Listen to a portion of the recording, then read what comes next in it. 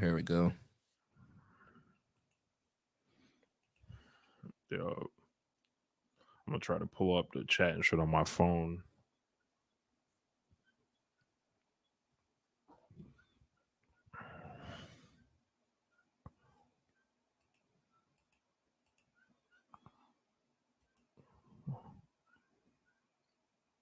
So, you want me to get you one of them Triple H shirts? I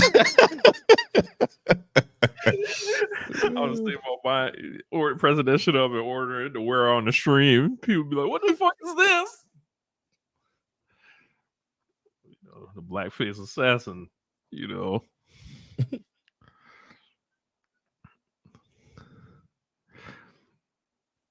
I got this thing on my phone where I can like cut around the joint, so I can pretty much make whatever the fuck I want. If I see something goofy, yeah, like just do some other shit. That dude hit you back about or did you reach back out to that guy? No, I haven't got a chance to email him back yet. No, I'm gonna hit him up later and yeah, because I'm like I get it. It's like, what's he get out of it though? That's what I'm trying to. All right, yeah. But he's like, he doesn't want us to. And he does it. He said he markets it. So I'm like, all right. So how are you going to market it? Like, yeah. I don't know. Might be a case of like people think we're bigger than we are. Yeah. Yeah, he works with Post and WrestleNomics. Yeah.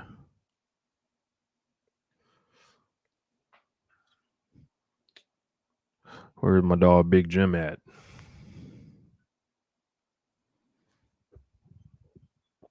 Oh, they can hear us. I'm gonna have to mute the mic.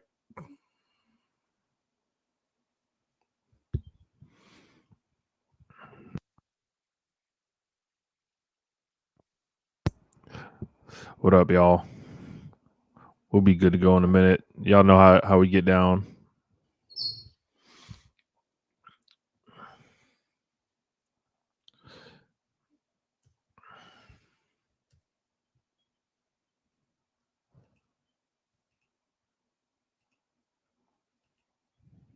Where is...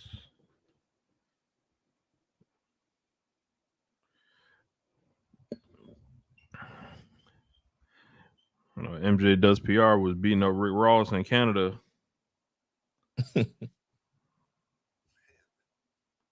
Y'all didn't take that disrespect. They're playing that Not Like Us. That's the anti-Canadian anthem right there.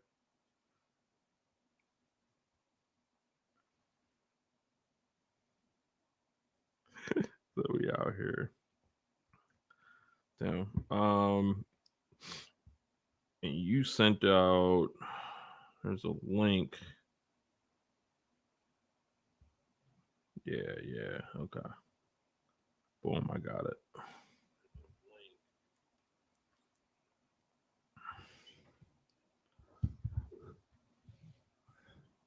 King of the North in the building.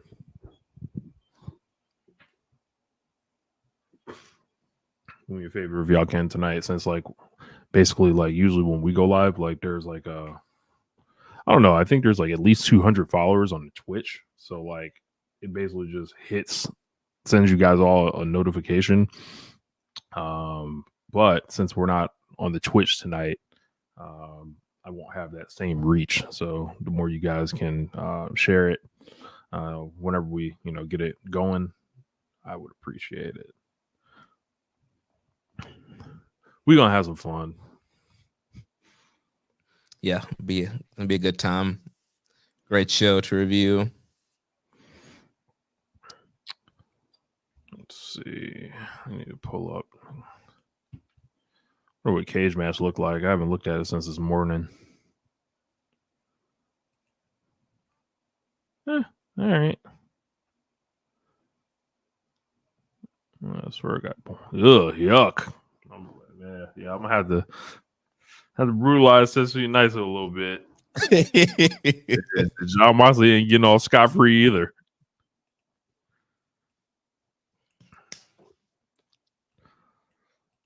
Stephanie Recur was on point.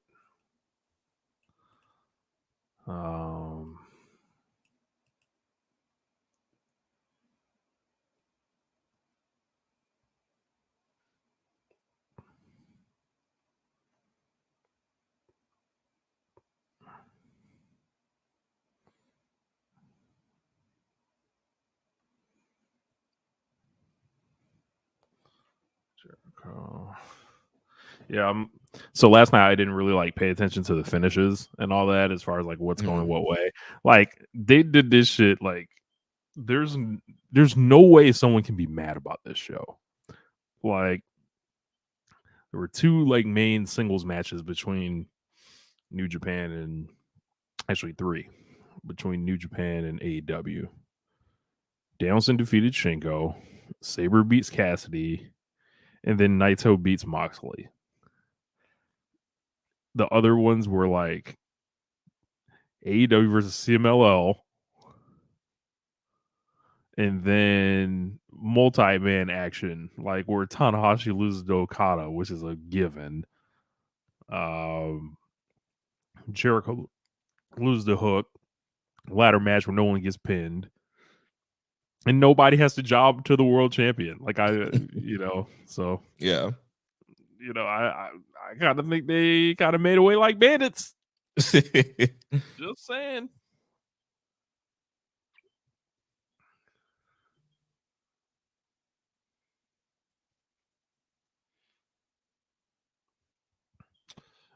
Any of y'all in the chat, are y'all waiting for that college football game to come out? I have mine pre-ordered, and apparently tomorrow they released a video on the recruiting deep dive for the game. I will be heavily paying attention to that one. There may be an online league that I'm going to be a part of. It's probably going to be pretty fun.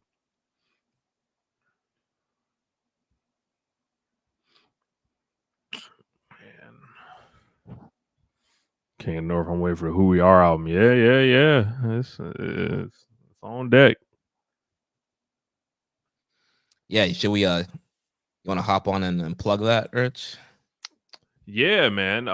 So we're just chilling before the show, but yeah, the AEW Who We Are 2 album be coming out July 18th. There's 13 songs on it. I believe I produced, let me see, like 10 or 11 of them. And then there were a couple songs that ended up not making the cut that actually were some fairly big name people who, stuff with the AEW office. The track wasn't allowed to be cleared. But it's going to be pretty dope. I actually am rapping on the Will Nightingale song. It's myself, Josiah Williams, and Victor, who runs the wrestling club with the kids in New York, and they're always showing the kids the wrestling matches and all that. He's singing on it, and Dash It Is Hard. Produced a song for Swerve on there, which I believe is the intro to the album. Wasabi King, why you always denying a man from getting paid, Rich? I don't know what happened there, but yeah, it's gonna be really tight. This thing has been in the works, like and planned. I don't know. It's been like not quite a year in the making, but I'd probably say like last summer, the end of last summer at least. But there were like numerous pushbacks, but now it's green lit, good to go. And I think people are going to dig it. So I kind of came in last time on Who We Are, kind of like as an outsider. I got recommended to do a few beats, and the first Who We Are album I ended up making 3 songs or 3 different beats on there, and rapped on one of them. And some of them songs, some of them ended up in the video game, which was pretty cool. This time, and basically I kind of took it upon myself to be like, yo, I'm going to try to, get some attention on myself, for this. So I showed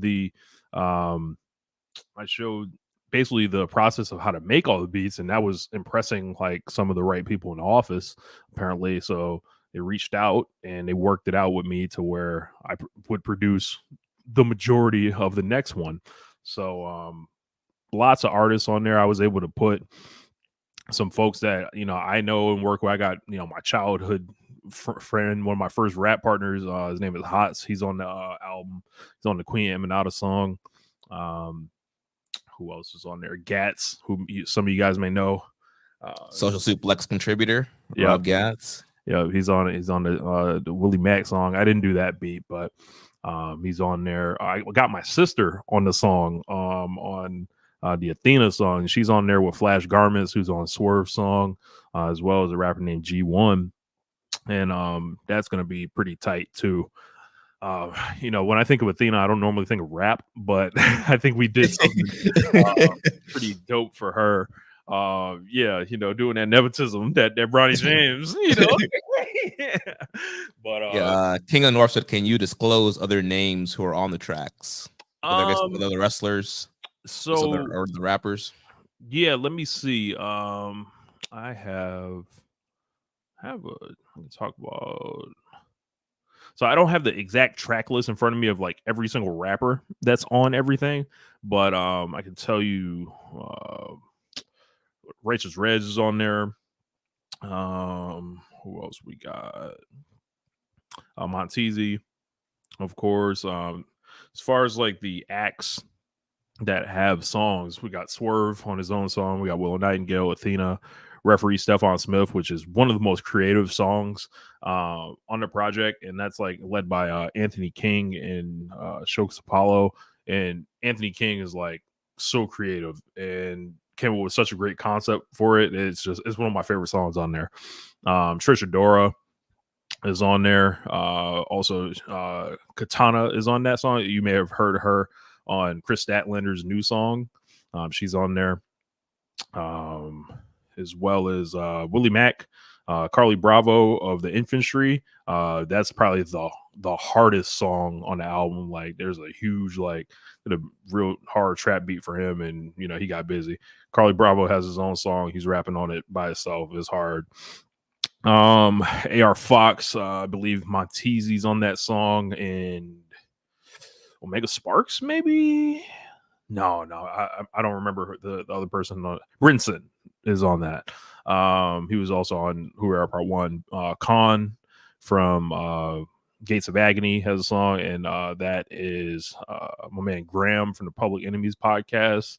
And there's one other person that I can't remember exactly the other person. Action Andretti has a song on there, so that one surprised me, but it's hard. And I believe that's Teak Hall and another gentleman, I couldn't remember his name. Of course, got to have Prince Nana, Queen Eminata, and then there's an AEW Cypher song. So there was a cutoff date. So obviously there are people that still don't have songs between Volume 1 and Volume 2, but that's what Volume 3 is for. So I hope to be able to make some songs for someone like Mercedes or Brian Keith or people like that in the future or whatever. As far as so Dunson says, do I have a preference in terms of the rapping? I don't know. I don't really mind. I'm cool with rapping. I'm also cool with making the beats and all that. It's still I consider it still coming from me either way. So I think it's pretty dope. No Will Washington. But King of North said he needed me on a track. He's Jeremy on a track. Hey man, let me find out. Jeremy got some bars on the low. It's been waiting. It's waiting for you to ask me. Yep. All you did is just been waiting. Well, by the way, Oh man. I think Stokely was gonna have a song, but I think his song might have got they didn't he was supposed to have Ruckus do it, but I don't think it ended up making the final cut. So there was King of the North getting Rich's sister Jeremy and Nihon James on the track is real nepotism. That's great. Great. Hey, get me a check. Right. Yeah. So Yeah, man, it's pretty cool. I actually, talked to Mike Ruckus earlier today. There was a lot, that kind of went into this. So I think you guys will enjoy it. It's gonna drop straight to streaming. Like, there's no delay this time of like physical copies, then waiting months for it to hit streaming, straight to streaming. Which not respecting all mediums. Yeah, not respecting all formats. This time straight to it. And I don't know if I don't know right now if, like, because my idea would basically be doing like a bunch of track breakdowns and stuff like that. Whether the company is going to support me in that, I'm not sure yet. I don't have the answers. But I think the wrestlers themselves are going to be involved in, like, kind of promoting it. So that'll be pretty cool. So do you know if we get physical copies? I am not aware of that yet. I would probably send Ruckus a tweet on that. Like, I've still got my poster, my physical copy of the first volume. So I think James is trying to get on the link.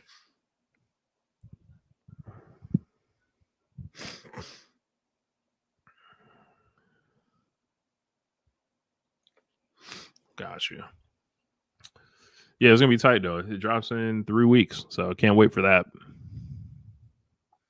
Got anything else coming out to plug? Working on an album, but it's not anywhere near done. So, but check out Montese's album. He just dropped Erica's Son 2. I believe I did 4 songs on that one, or 3 songs on that one as far as the beats. Produced a song that he has with Music Soul Child called Pressure.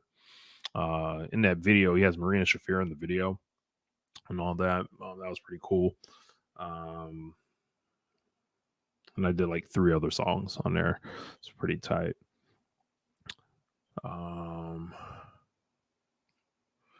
Besides that, I don't really have too much more new stuff. But if you guys got projects or anything, holla at me on the Fiverr and all that, and we can get a bob. I'm prepared for all hate. I'm prepared for all the haters. And y'all know the crowds that are gonna be disappointed to see this project come out and see the light of day. There's gonna be, I anticipate the nastiness, and I'm already ready for it. So, gonna be a lot of bring it back to the light. Man, it's gonna be some, people talking down. It's gonna be, there's a lot. Y'all already know what Twitter looked like. It's, can't worry about all them. I just gotta concentrate on what we're doing over here.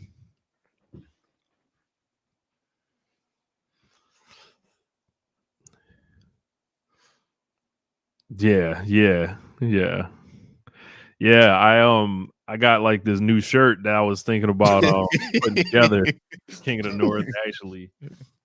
So Dunson Williams. So no one. I don't have anything for anybody in major promotions or anything. I did do a track with Mikey Ruckus for an independent wrestler named Tyson Maddox, and if you go to his Instagram, you can kind of hear it. It's called like Get Brolic or whatever. And we did that together. I do have Brian Keith's new theme, but I heard Brian Keith is actually injured, so we're gonna have to wait for that to go. It's myself and Righteous Reg are on there. Mikey Ruckus actually produced that song, and it is tough. Not gonna cap. I think Jeremy heard it. Yeah, it's awesome. I've been waiting for it to come out, but then he got hurt. I was like, damn. Yeah. I thought it was a work injury, but it turns out it was real. So yeah, I thought it was just an excuse to get Cobb on. Yeah. So look for that coming. I don't know when, but hopefully he'll make a speedy recovery. Meanwhile, watch Ring of Honor to hear that Marina Shafir theme. Yep.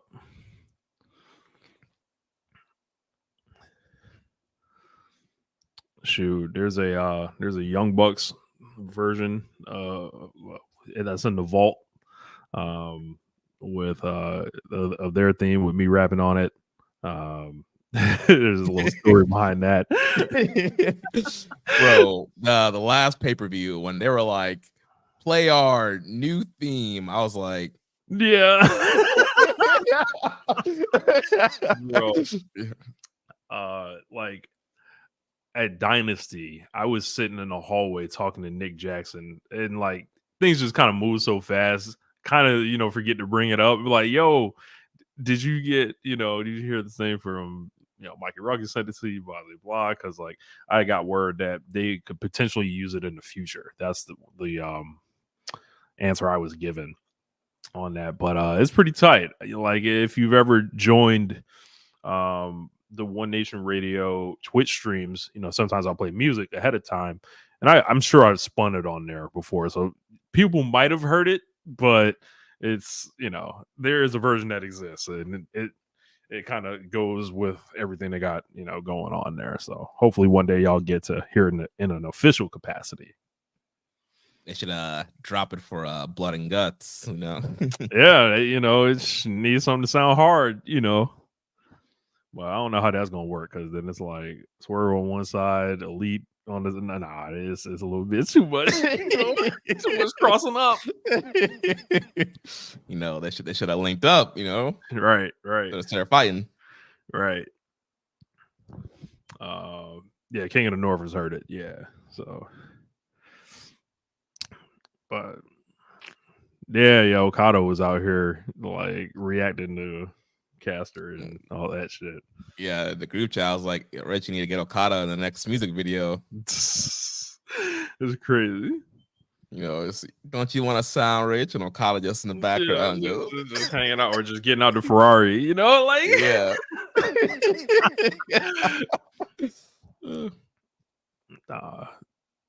Knowing that I met Okada a couple months ago, that shit's even funnier. Like, I don't.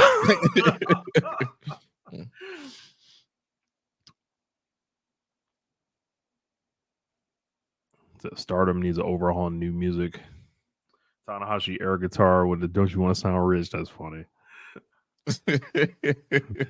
That would be hilarious. Yeah, I'm excited about Wrestle Dynasty and seeing whatever the heck they do with that. I don't want to step on our topics and all that. Yeah. I'll just shut up and not say anything. Yes, man, James. This man's gonna be late to his own funeral. Yep.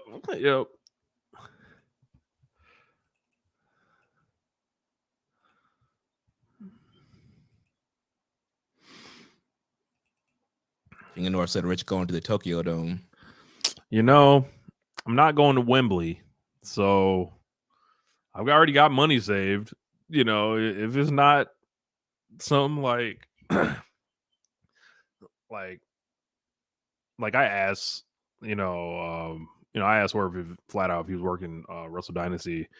He said possibly. So I don't know exactly yet. So if it's a case where he has a really big match and I can kind of clear it with the wife, like I'd be interested in going. Especially it's a weekend. If it's 2 days, Wrestle Kingdom and Wrestle Dynasty, I'd be interested in going. But I got to see how it lines up with the work schedule and all that. My job is like changed, like their PTO stuff.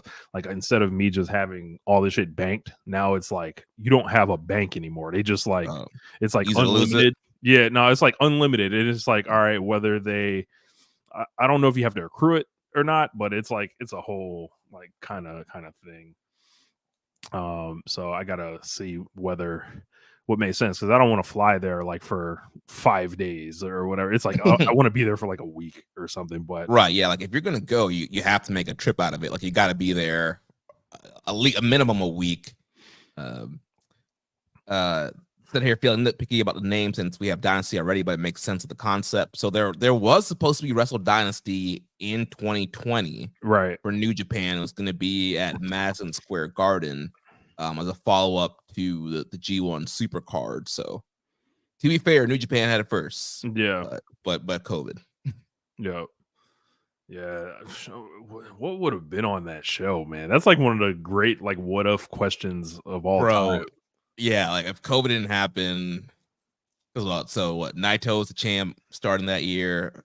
Yeah, who knows? You know, maybe they would have done like Naito Okada for the first time in Maybe America. they'd have probably tried to do Naito and Mox. Then again, Mox was the AEW champion, so they probably wouldn't have been able to do that. Well, and they were setting up at the beginning of 2020, they were setting up Moxley and Saber for the US title. Huh. So yeah, Mox might have still been like US champion going into that. Yeah, I wonder how that would have worked. I wonder how that would have drawn. Like, I think they probably could have still like got a decent number, like between 8 to 10. Yeah, because they were still hot then, and at the time he's just still, Naito was a little bit better then. Still, Tanahashi wasn't completely broken down. Still had Okada, still had Ospreay. Yeah, I think they would have drawn a nice house if they had got to do that. Shit, maybe in that timeline, Evil never becomes a champion. There's a lot of what ifs. Yeah, they never merged the belts. Man. Yeah, they still would probably have had, Kota Ibushi at his peak. Yep.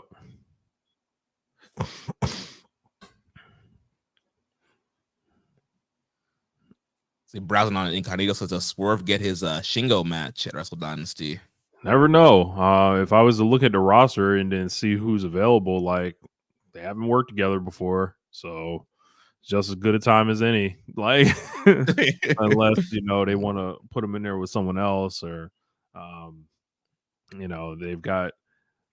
Because I imagine, right, all the people that like have been conveniently left out of all these shows, they will not be conveniently left out from that time. So it's like kind of got to fit into what they're doing over there. So, and also, very interesting with being the day after Wrestle Kingdom, because also you're gonna have a lot of big matches there, and you got to assume that a lot of the people there are gonna be there the next day too. So how do you set up matches? Like, is it night one, everybody's gonna be walking out? James saying the site refused to access his camera and keeps telling him to restart his browser after every browser restart. You might have to hit the 3 dots and manually make your browser allow it. And also, like, if you're in Google Chrome, you can see the upper right hand part of the taskbar. And then you should be able to click on that as well.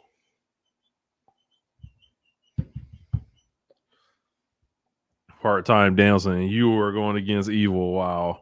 That'd be sick. Do you think they'll have a young guy versus Okada at Dynasty or Wrestle Kingdom? No. If I was like trying to predict how that would go,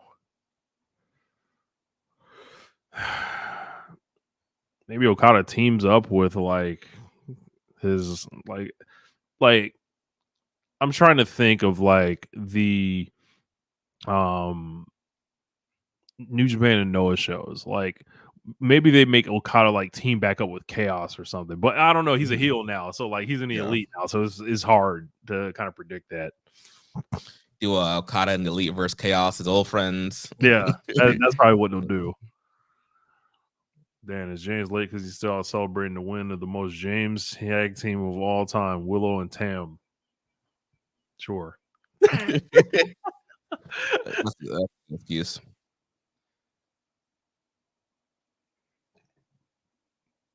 Yeah, seems like James is having some technical difficulties here with the YouTube. I heard it like me on. Don't you ever go to sell block 1.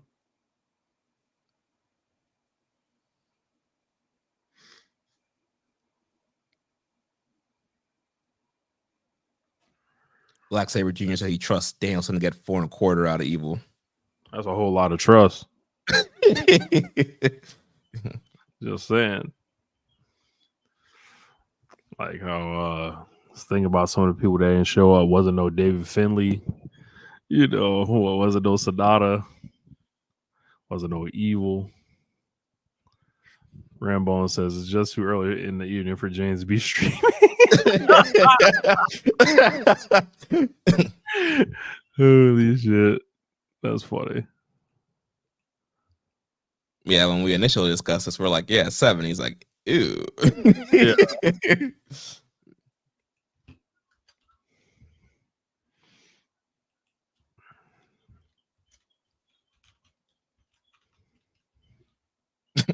Toriano, you are facing Daniel Garcia. Wow. You are pretty goddamn.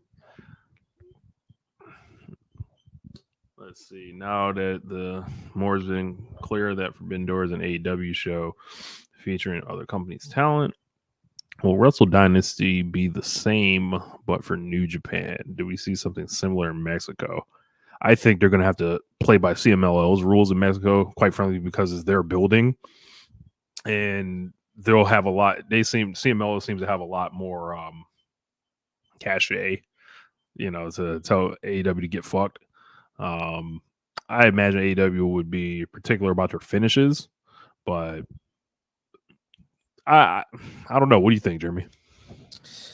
Yeah, I think for Mexico, I think there's definitely a possibility of doing something there. I think like Arena Mexico, CMLL is like really hot right now, and so I definitely think you can do a big show there. But again, yeah, it's gonna be more obviously CMLL booking, and I think you'll see more CMLL guys book compared to we got a few on Forbidden Door. People having 2 out of 3 fall matches and stuff like that, like lightning match. Yeah. Yeah, but yeah, I like I said, I think some of the people that we've been luckily we've been spared of on some of these shows, I don't think that's gonna be the case. We gonna have to see David Finlay. We're gonna have to see Evil and stuff like that. But or we can see more of the young. We can see like a Suji singles match. Hopefully, Umino singles match. House of Black doing 2 out of 3 falls matches and refusing to lose either of them. Right. Mal Black. So what do you mean? This would be against my character. My character. You're gonna try and spit the mist, but the mask on Luchador is gonna. Right. Man, I saw them come out. I was like, I didn't recognize the music at first because like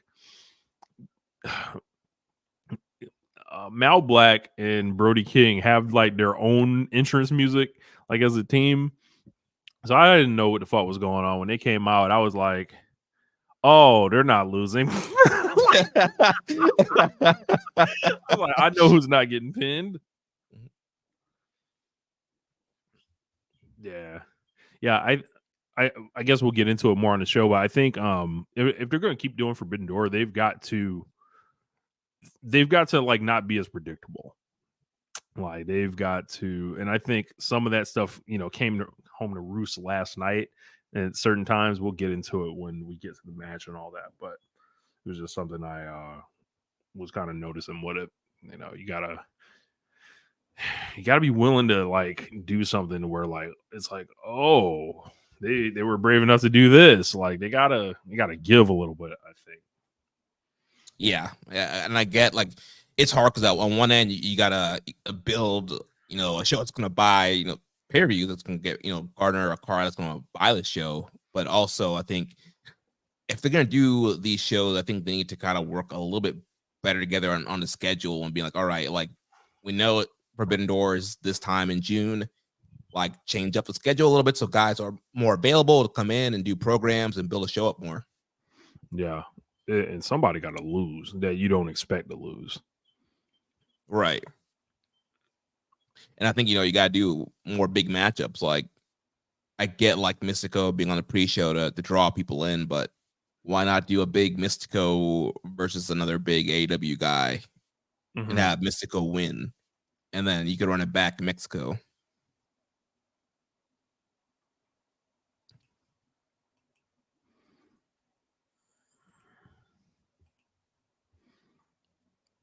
Mercedes Monet double championship celebration. Uh-oh, we already know what that about to be. The doctor will see you now.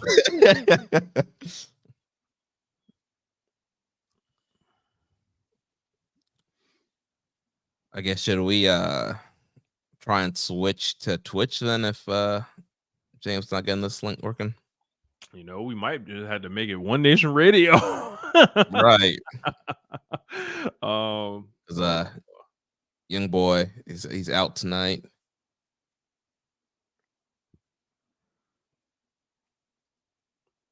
Let me see.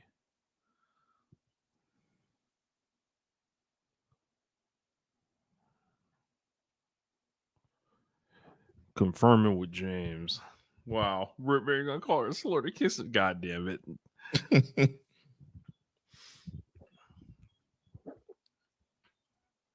Nah, I think this is gonna be good. No, you know, Josh so anti AEW, you know, he got sick, you know, rather talk about Tony Khan wrestling. He said, "What the main topic's Forbidden Door? I'm good." Yep, great. Holla. We need to spotlight that so we can clip this shit. That WWE's rule, Josh. That's great. I love it. Oh my god, that's so funny.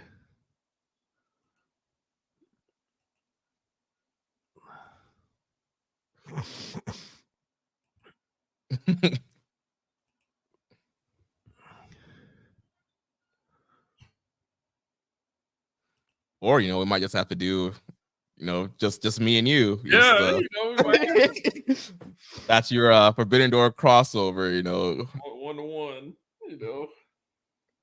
Then Josh and James can do a show tomorrow. They can do the B-side, right?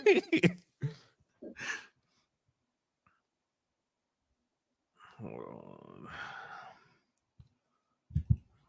OBS. They're calling him TV Abima Josh. Wow. 9 p.m. Josh. Oh, that's great.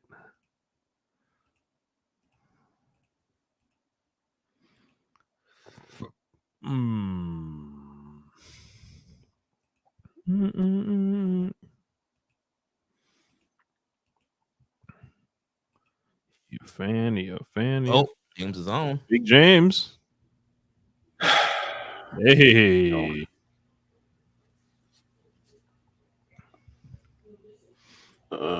So, what have y'all been talking about? We plugged who we are.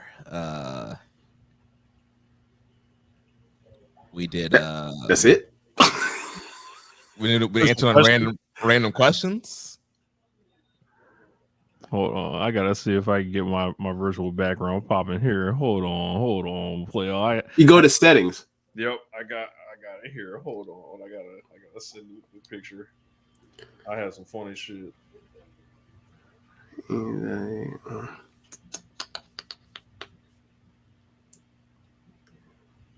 see. Get you one of them Triple H shirts, Jazz. Oh, what?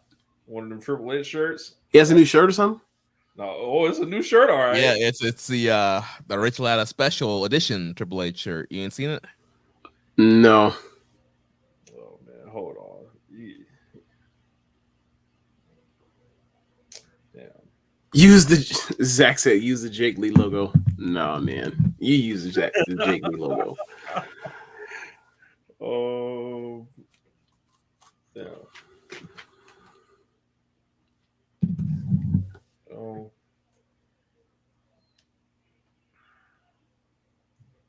Where the hell is it? That's okay. I'll just play it regular style. All right, y'all. You ready to run it? Yeah, sure. Yeah.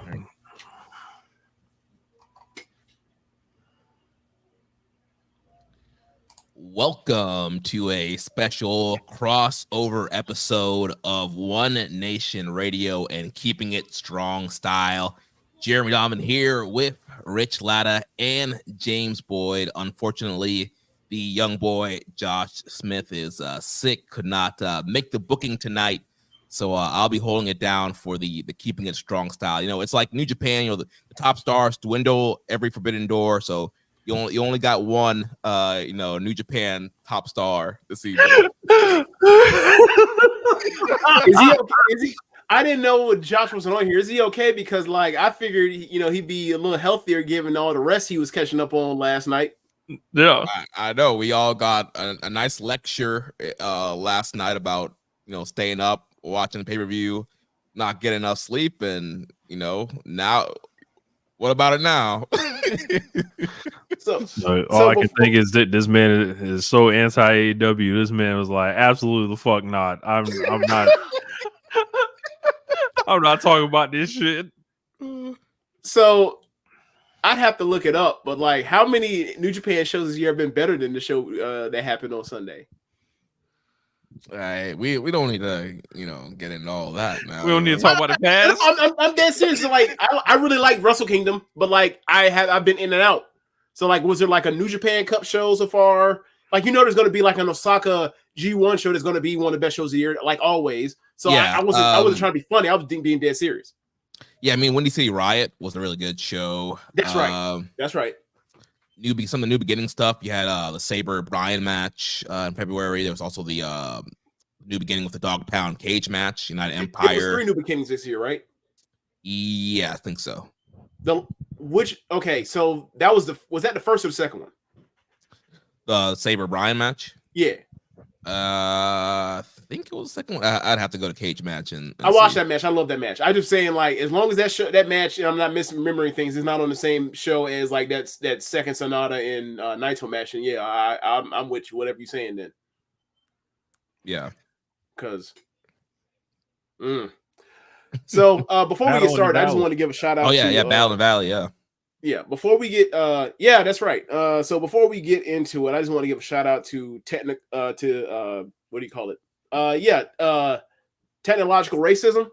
Like one of the reasons why it took me so long to log on is because when I started, I was wearing a lavender color shirt.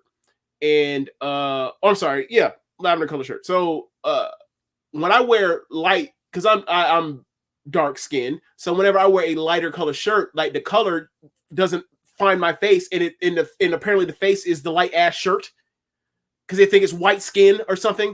So it makes me darker. So I just want to show you. So I just want to show you. Let's show you a little trick. Watch this.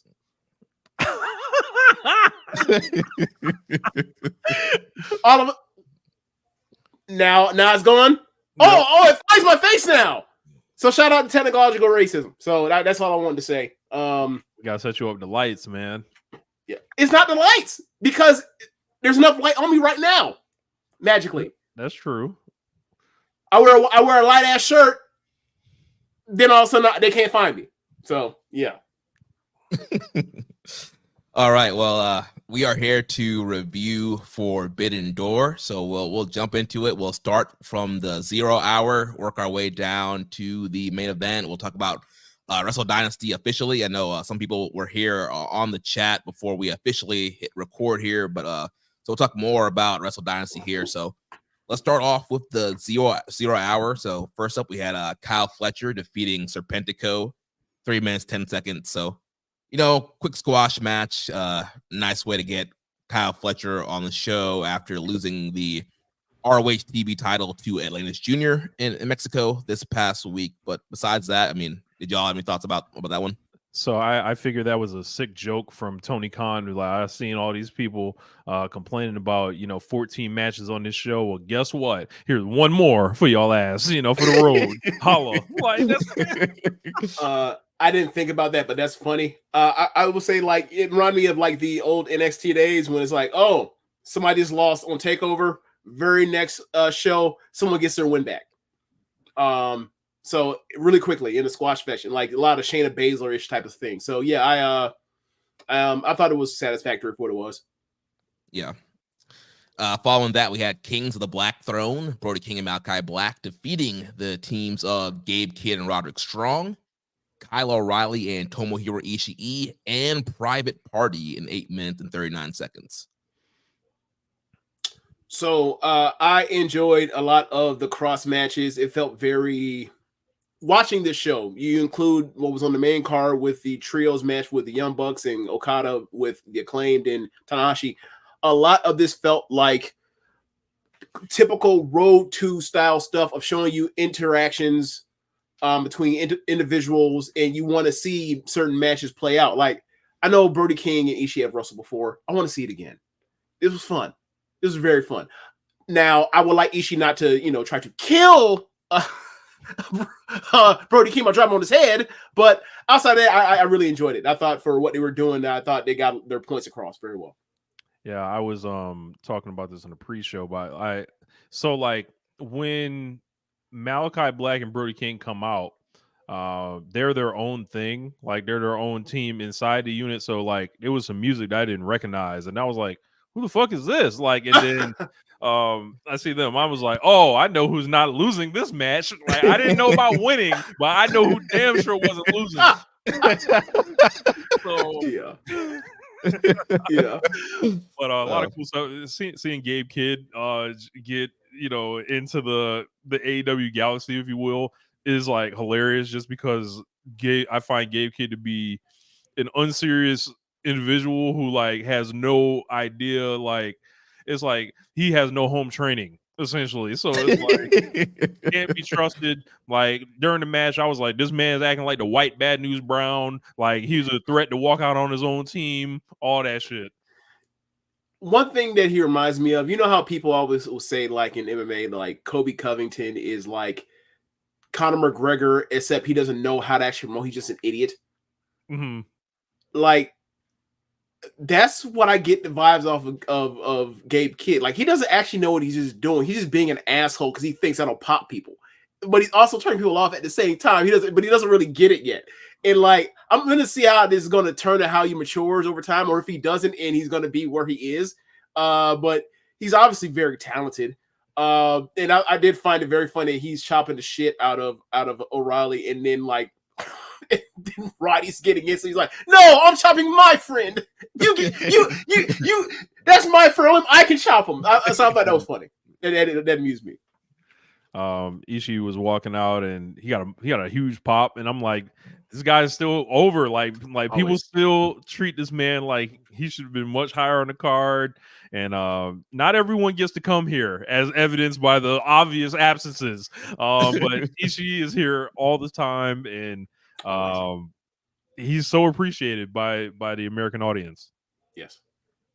Yeah, this was a really fun matchup. This is like, I feel like the real spirit of Forbidden Door is kind of having these mashups and people together that you normally don't see together. And I like the fact of, Ishii being friends with Orange Cassidy and Kyle being friends with Orange Cassidy. You got the conglomeration all kind of flowing from that. And so, yeah, overall, a really fun matchup. Again, you mentioned Ishii. Really great reactions, really scary spot there towards the end where they did the chasing the dragon double team combo, and Ishii dropped Brody King right on his head with the brainbuster portion of that. But it seems like he was all right, got to finish the spots. But yeah, real fun. I know you mentioned, James, there are some people who are turned off by Gabe Kidd. I don't know, man. I see star potential all over that. I know some people are, they think his gimmick, they don't like the gimmick. They think he's, too overbearing, but I don't know. I enjoy it. Just he's a loose cannon, unpredictable, and great in the ring. So I don't know. I'm feeling Gabe Kidd. Yeah, the mileage varies on him. Sometimes I do find him grating, so I can see where people are coming from when they're like, "Oh God." So I'm just like, this can change over time. This can get better. He's gonna have to know when to reel in the time. Like for example, when Tekla first came to Stardom, like she was over the top of the top, and then she reeled it in, and she found a nice place where she was in Donna Del Mondo. Like, he has time. He's young. He's very talented. Like, I think he'll modulate depending on his audience. Like, because some of that stuff is like it screams like Chet Hanks cussing would from London. Like it's like, oh, okay, man. It's please cut me some slack. Yeah. Zach said quit the brawling. Gary Owens of pro wrestling. My God. Oh man. But yeah, so nice opening matchup there. Got some guys on the card that need to be there. Next up here, we had a James Boyd offer match. We had Tam Nakano and Willow Nightingale defeating Chris Statlander and Momo Watanabe 10 minutes and 18 seconds. Yeah, very good match, very effective match. Got over that they're selling this Statlander and Willow match as more than just one little singles match. This will be a continuation even past the match they will be having coming up shortly. And I thought that Tam and Momo played well with their teammates, especially Tam and Willow. Momo with the B driver or Awful Waffle over here on Willow. I thought that was impressive. And like I thought that Tam did very well selling early and then building up, what she normally does when she wrestles, moving much bigger than her, which is like, I can't suplex this person. I'm going to get to I'm going to do my Hogan Andre thing and eventually get the big suplex. Did it twice, got the big, did it once, got the Twilight Dream suplex on Momo. I was hoping to see the Violet Screwdriver, but I think that's a bit much for a pre-show match. Like, you pull out the super finisher where you drop someone straight down at a 90-degree angle on their head. So I see why they went with that one, but it was still impressive nonetheless. Yeah, the styles kind of blended seamlessly here. I think the crowd may have been like less familiar with Tam and Momo, and I think they both did a good job to kind of show like what they bring to the table. I think the sequence where Willow and Momo got paired off at the end and they were just like making that shit sound off, I think that got over in the building. Yeah, obviously the big kicks and then the set of the pounce. Yeah, definitely. Yeah. So Startimer pin Startimer here. So like there's no like there's a it is real clean, and like I couldn't imagine people being angry with this, but somehow I imagine someone is somewhere. But I thought, as far as like the alignments, like you found the perfect person to kind of slot in to be Statlander's partner here with Momo. So like props to whoever put that together. Yes, props to whoever put that together. Now, speaking of Momo, this ain't the same Momo Watanabe that I remember last time I was watching Stardom. So last time you checked was what? She was still in Queen's Quest, right?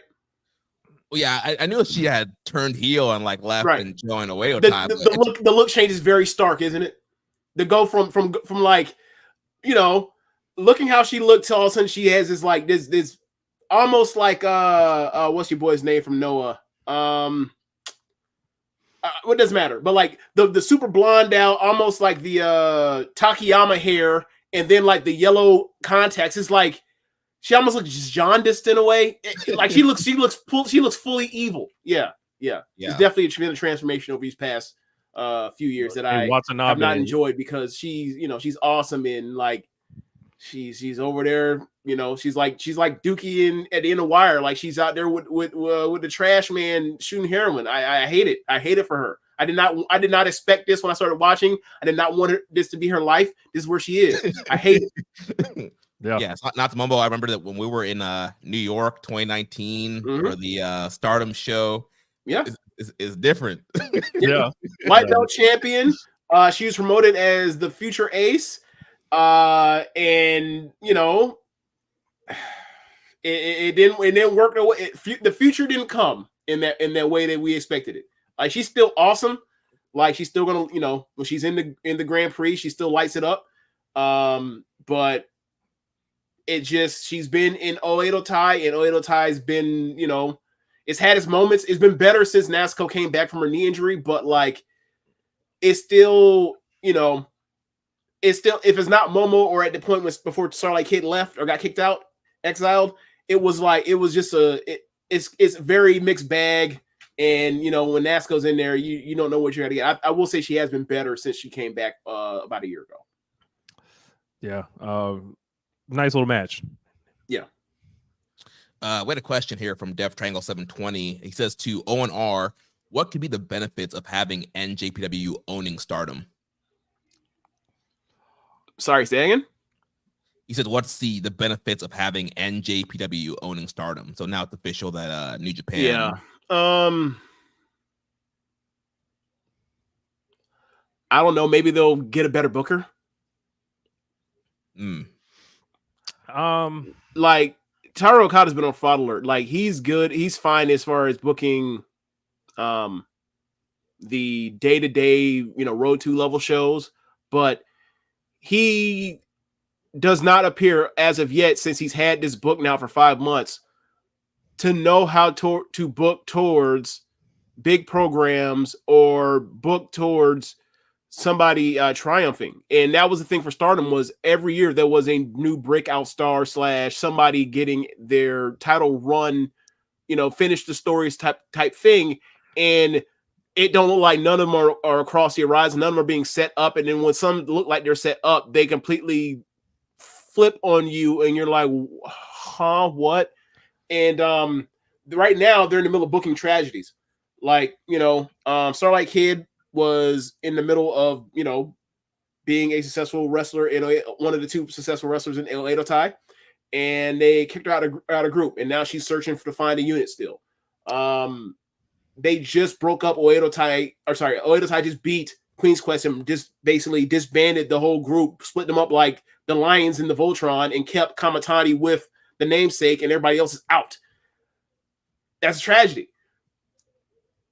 I don't enjoy watching tragedies without anything on the back end to make up for the fact that we had endured these tragedies. So it's been a weird few months. Also, they were setting up a Natsupoi and Ano white belt match, and then they had Mika Owada, who never wins anything anywhere in any other judge promotion, win the fucking white belt off of Ano, and it's like, okay, so that match that you teased for months, then literally had Ano cut a promo after one of her most recent defenses saying, I need you to wait a little bit longer, which is like, we're going to wait and set this up for a big match because we have this long history as frenemies before Stardom, and also in Stardom, and also in Cosmic Angels now, to get to this particular semi-main event level match for some big show down the line post the Grand Prix. It's up in smoke now because they just gave the belt to someone in Sendai Girls who never wins a goddamn thing that matters. And it's like, what is happening here? It's been really strange what they've been setting up. Like, the only real consistent thing they have going for them right now is like they always have solid defenses, always have solid champions. But like Mayu's IWGP Women's Title run, like that's been the saving grace of like, this is still the stellar Stardom from when I started watching all the way through. And the rest is like, it looks like they're setting up these things, but then they're like, okay, so it's not getting paid off. All right, so now it's been frustrating that way. From a fan, yeah, I was gonna say, from a fan perspective, I kind of struggle to see where the benefit of New Japan owning Stardom is. Like, if you're just like, yo, how does this enhance the fan experience? Like, maybe like, in the office, or less redundancy, or it's a little bit easier. All stuff that fans don't like actually like consume. Like, so like I'm trying to think right now, and I'm like, all right, like, yeah, they can already do crossovers without New Japan straight owning them. So Yeah. Their schedules, like maybe the New Japan has like better promotional aspects. So, but they were already under Bushiroad anyway. So as far as like turning people into bigger stars, put them on billboards, maybe that's like what you're looking at. Yeah, like you're saying, Rich, I definitely think there's going to be almost like a quote unquote TKO kind of part of this, where they're gonna probably maybe downsize a little bit and combine offices, combine resources. So like there's going to be behind the scenes, there's probably going to be a lot of benefits for them there. I think probably the biggest benefit, like you mentioned, is probably this is scheduling, because there have been conflicts when it comes to trying to get the IWGP Women's Title on a show and the New Japan Strong Women's Title on a show in Japan. So there's been a lot of kind of booking issues, because obviously there's both shows are running tours all the time. And so I think now with having a same office and more communication, it seems like that there's going to be a better shot of getting more maybe IWGP Women's Title matches on New Japan shows, maybe more New Japan Strong Women's matches with Stardom Women involved, maybe saying more Stardom Women to strong pay-per-views in the US. Maybe that's kind of their plan up. Yeah. was hoping. Maybe we can send some men to Stardom. Get some equal rights going on. Like, There have been men in need Stardom them- before, like we Kota need Ibushi them and Kenny back. Omega. So we need them back. We Dr. Wagner Jr. We need them on the second match on the show. The men's offer match. The men's offer match. Put him in the buffer spot right before main event. Send House of Torture. Yeah. Well, whoever the booker is, like, regardless of whoever it is, like, if whoever it is, they need to come in. Their first acts need to be, hey, Tam Nakano, Mayu Iwatani, Shuri, one of y'all need to come in here and job for Micah. Micah's been a very good champion, but you have not given her a single threatening challenger in this whole run, except for Kamatani, who was clearly going to lose. So that would be a thing. Like, give the top title a interesting challenger. That would be something. Yeah, you would think. A lot of people in the comments, give men a chance. Hashtag the men's revolution. Don't say that. Hey man, say that when I'm not here when Josh is. Oh man. So moving on to the next match, we had a Owen Hart Foundation Women's Tournament quarterfinal match. We had Mariah May defeating Saraya in 8 minutes and 31 seconds. Yeah, I mean I was more intrigued by the stuff around the match with the interference in Tony in the 2018 or 17 Stardom tracksuit and everything, in Harley Cameron around and all that kind of stuff. Like this was a Gaga match. I mean, to some extent, but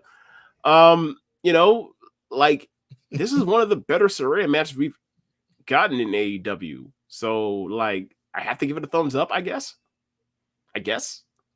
Not 2 thumbs up, but a good one. Like, yay, it didn't suck. It wasn't awful. Yeah, this was we all kind of knew this was coming from a couple weeks ago. Everybody was kind of baffled that they did that loss for Mariah May before, which I assume is going to be her last loss for quite a while. Looking at it from an outside perspective, why they do these things, it's hard to get people to lose matches in this company. It's not a secret. So it's like, you beat me, I'll beat you, blah, blah, blah. Like, and I think that some of that stuff gets reflected in things like this. Not saying like I don't have any information of someone not wanting to lose to somebody, but I could imagine, if you come to the table with, hey, we're going to do 50-50 between you guys, it's a lot easier to sell than just, hey, you're jobbing. So I don't know. Yeah, I think it added a little bit of intrigue because I think most people are kind of expecting Mariah to win the first match because she's the one getting pushed right now, and Saraya's kind of been on and off TV. So I think getting Saraya the upset win on TV does kind of help build some more intrigue for this match to just being kind of a cold match. And of course, they did have to kind of protect Saraya here at the end. Yeah, Mariah kind of get a roll up finish here, but Mariah clearly a star, and she kind of had to work down to Saraya's level here, but she got the win. I think it's pretty clear that, what the Wembley plans are going to be, that Mariah's probably winning this thing, going to face Toni Storm. And so I think the next steps are going to be pretty interesting. Possibly, but maybe Toru Okada says swerve you, and give you something that don't make much sense. So we'll see. So then the main event of the 0 hour, we had some good old RLPW Mystico and the Lucha Brothers. They defeat Los Ingobernables de Japón, Hiromu Titan, and Yota Tsuji in 12 minutes and 1 second. Man, as a someone that is very adept in assessing RLPW, yeah, man, this is it ain't never once not got over. So more people should try it, honestly. Lots of Lucha Libre. It was very cool to see the Mr. Bros, I guess we can call them that. All the masks, man. I just think about all the money that could have been made with all the masks. Like, can you sell the triple mask of all those guys? Knowing AEW, they completely whiffed on that. But yeah, as far as like, I was looking for a little bit more from Yota Tsuji. I think if you're somebody that is kind of looking like, okay, who's this guy? Like, I don't think you got half of what he could do. So hopefully he gets another opportunity to come through. But I thought this thing was really cool. I thought Hiromu was excellent, unintentional comedy god, and Ray Phoenix just, bro. When I see Ray Phoenix, I'm like, tell me this guy isn't the greatest luchador ever. Like, he's so great.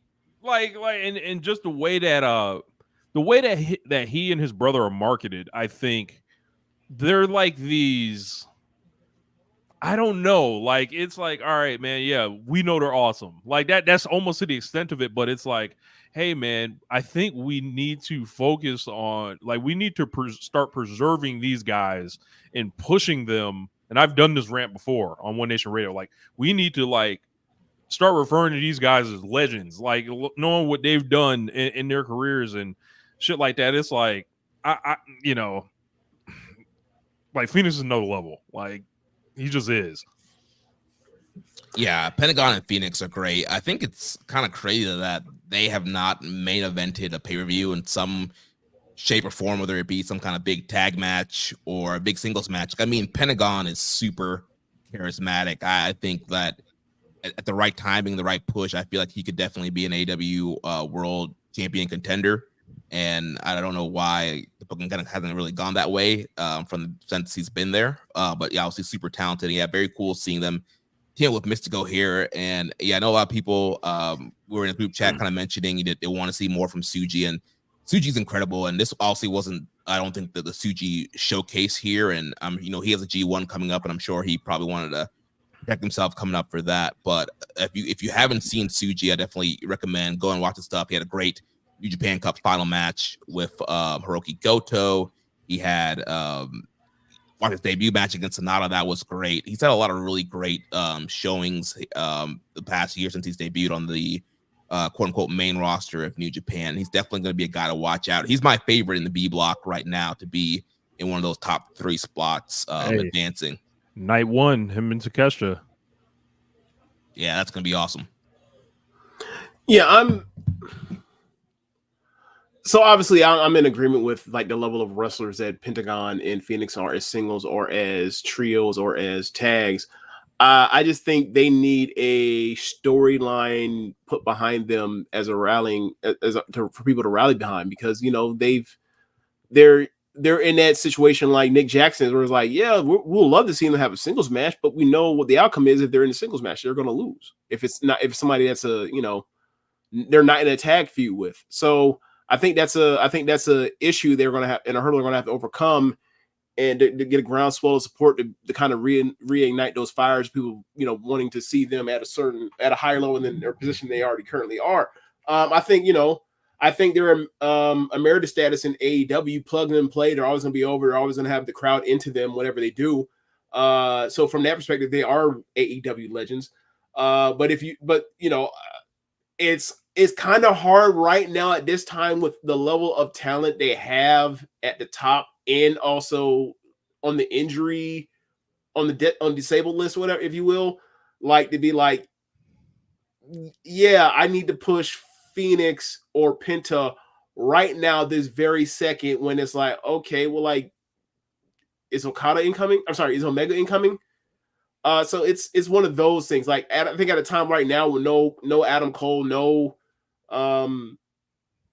Omega, yeah, they should be, put into, like, the singles divisions or put back into the tag division, whatever else. But maybe, with the Young Bucks being the tag champions, is that really the best thing to do? Another addition to their feud, to the legendary rivalry?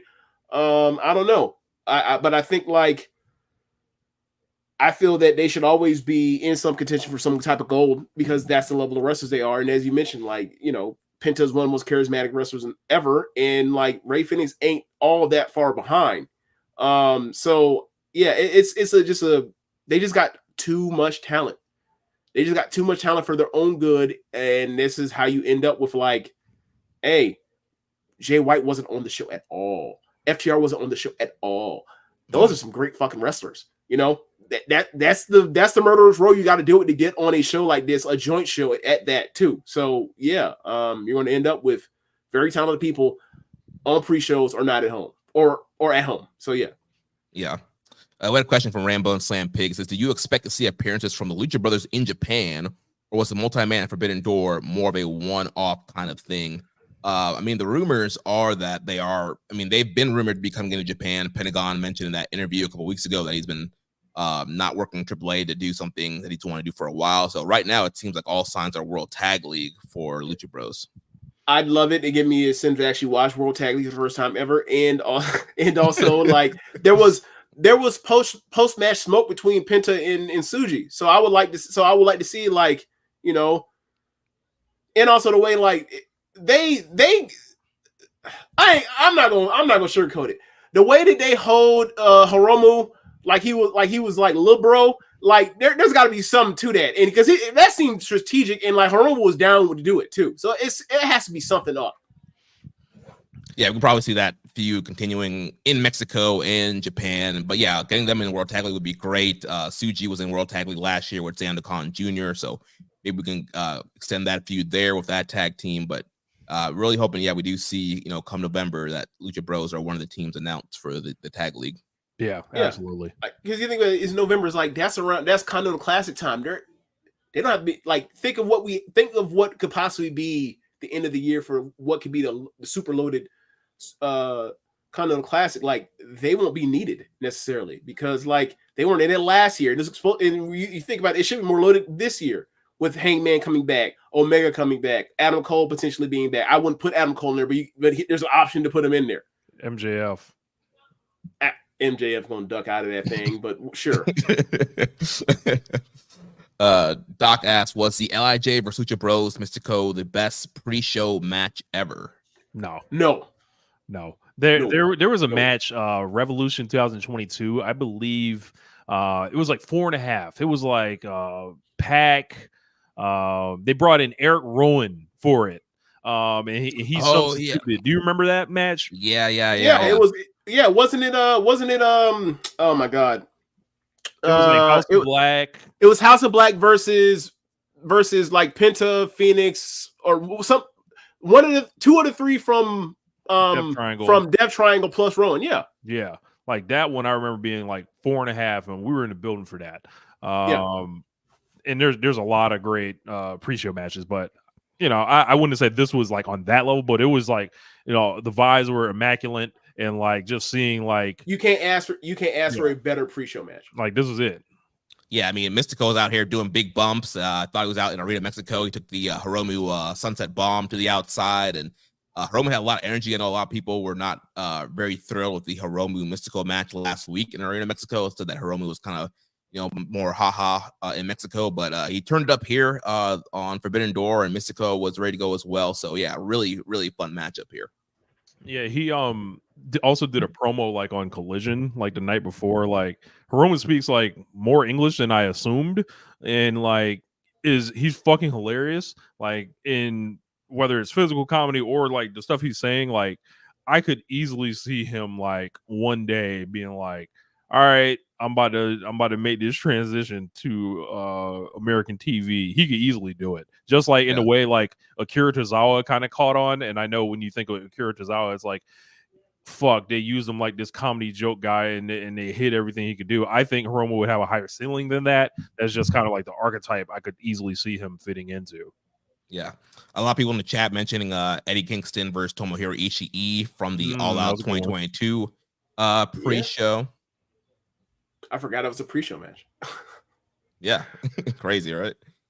Well, let's jump into the main card now. So the main pay-per-view opened up. We had MJF defeating Hechicero in 9 minutes and 51 seconds. Hey, man. I need Hechicero to go ahead and make sure he gets his back checked. For this carry job that he did in in this man's town. Well, he's a wizard, right? He was doing the his little he had to work the magic to carry him. No, I'm playing. But I like this match. I saw a lot of people down on it. Thought MJF kind of sleptwalk his way through this thing. I thought it was fine. I think it was better than the Tanahashi match last year.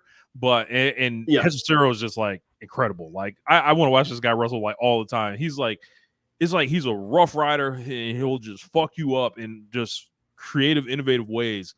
And like he hits hard as hell, and he's like, I don't know, like I didn't watch much of Lucha Underground, right? But I feel like he's like a guy that they pull out like, or like he could have been a Mortal Kombat character. It's like, yeah, by the way, he's like a sub boss before you fight Shang Tsung. You gotta fight this dude that's hidden in the temple that plays with fire and shit. You gotta beat Hechicero before you fight Shang Tsung. Well, I mean, he is kind of dressed like in an archetypical way to like the Executioner. So I see what you mean. Like he does look like a Mortal Kombat character / on dungeon sex. So yeah. Glory versus Destiny and Kanemaru. Yeah, that was also a great pre-show match. Yeah. Wasn't there a Bask in Our Glory Swerve in Our Glory versus Bishamon match on the pre-show of Forbidden Door for first Forbidden Door? No, that was the match. The Destiny and Kanemaru match was. Oh yeah, that's right. Okay. Yeah. Bishamon faced somebody else. I forgot who Bishamon faced on that show. Okay. But yeah, Hechicero was awesome here. He's just so fluid in the ring, and like he just does stuff that you don't see all the time. And I love the whole hammerlock spin thing into a backbreaker, and just the way that he gets in and out of moves and holes. It's really captivating. I thought that this showed that like this was a match that MJF had to win, but this was to showcase Hechicero. And I thought that MJF did a very good job of doing his shtick to like show that like, I think I'm playing with this dude next thing you know, he's on his ass.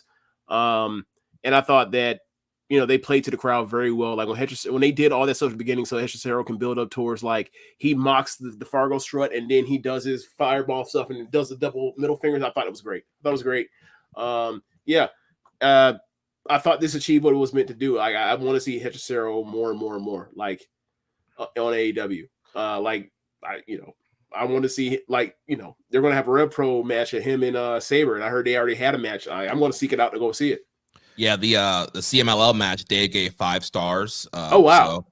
Rematch is going to be the day before All In for the Rev Pro anniversary show. Should be also another great matchup there. And it looks like MJF is like continuing with this this new finish that he has with his brainbuster. So like people are still like coming around to it to try to, he's still trying to establish it. Like it, he did it against Roosh a couple weeks ago. Yep. Everyone kind of like, oh, that was different. And then he laid out Adam Cole with it when he showed back up. Yeah. Yeah. So I expect that to be more over in time. Yeah. MJF also hit the Panama Sunrise before hitting the brainbuster there. So kind of teasing. I don't want no references to Adam Cole.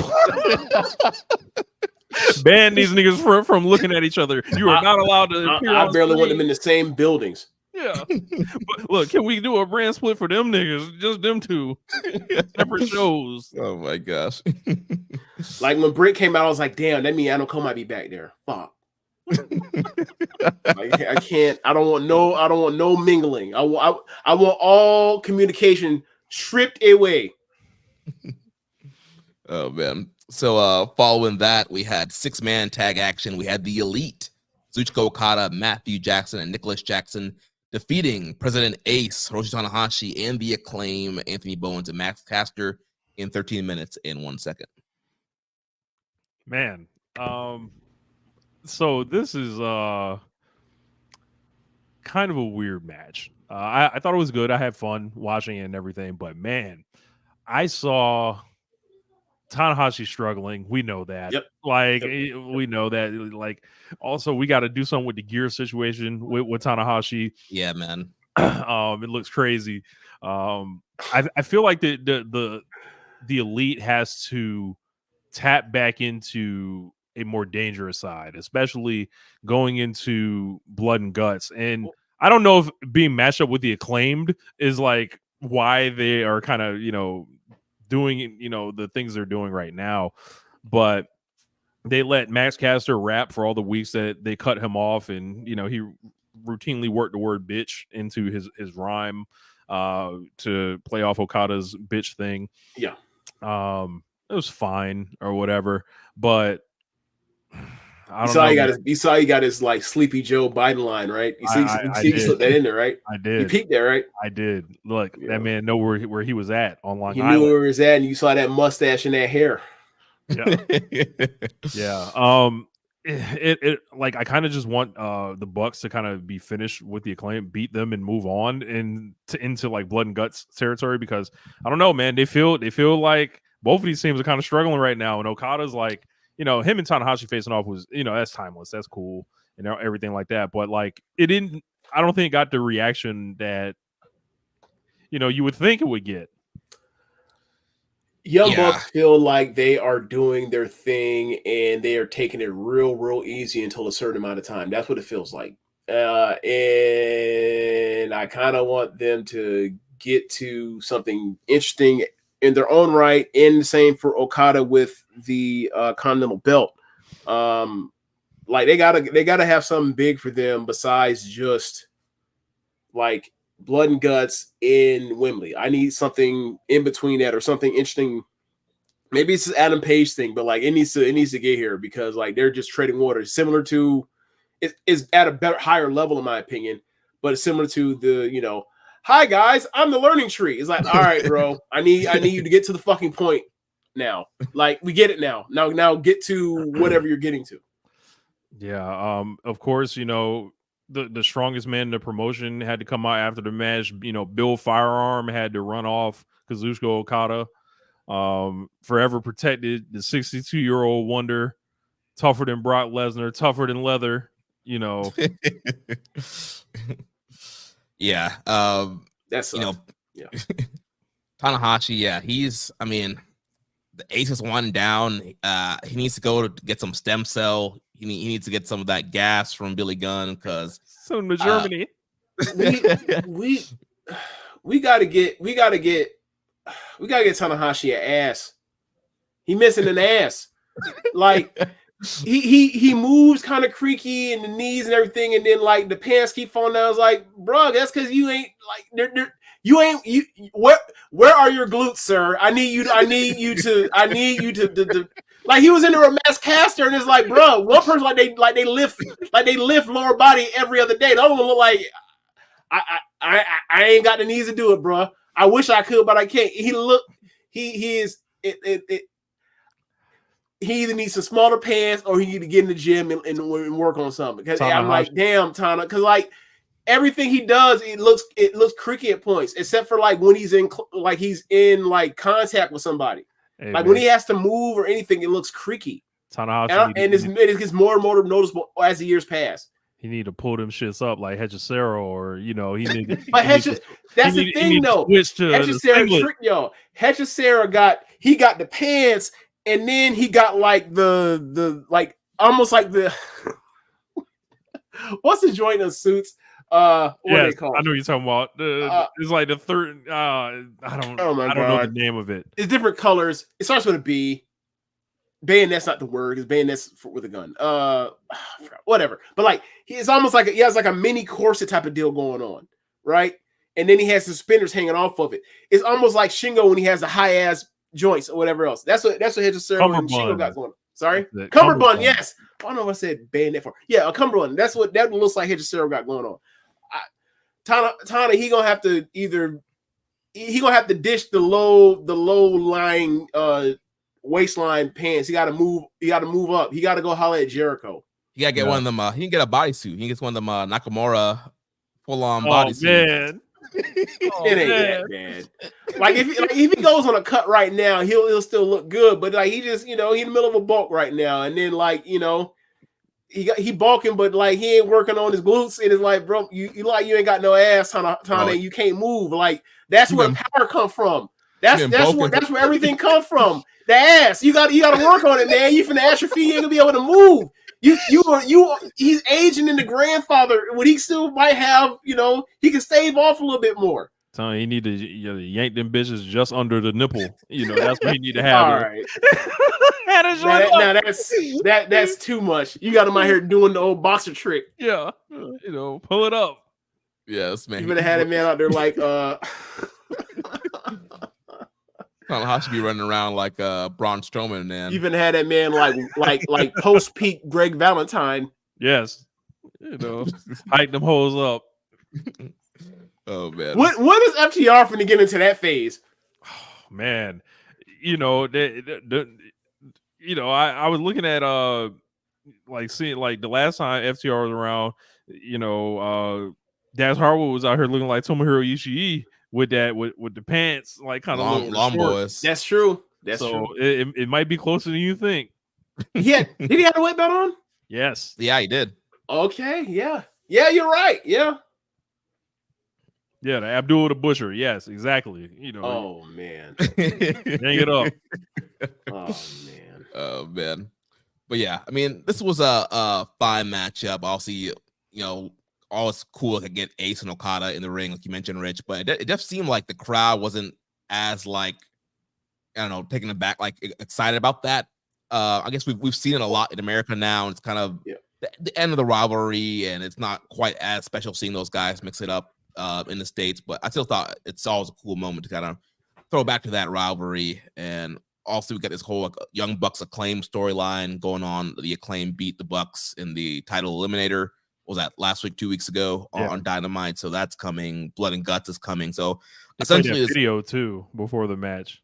Oh yeah, the promo video, that video package that was hilarious. The propaganda. Yes. So when Okada came out, he had a huge reaction, and then it was like, oh yeah, he's a heel.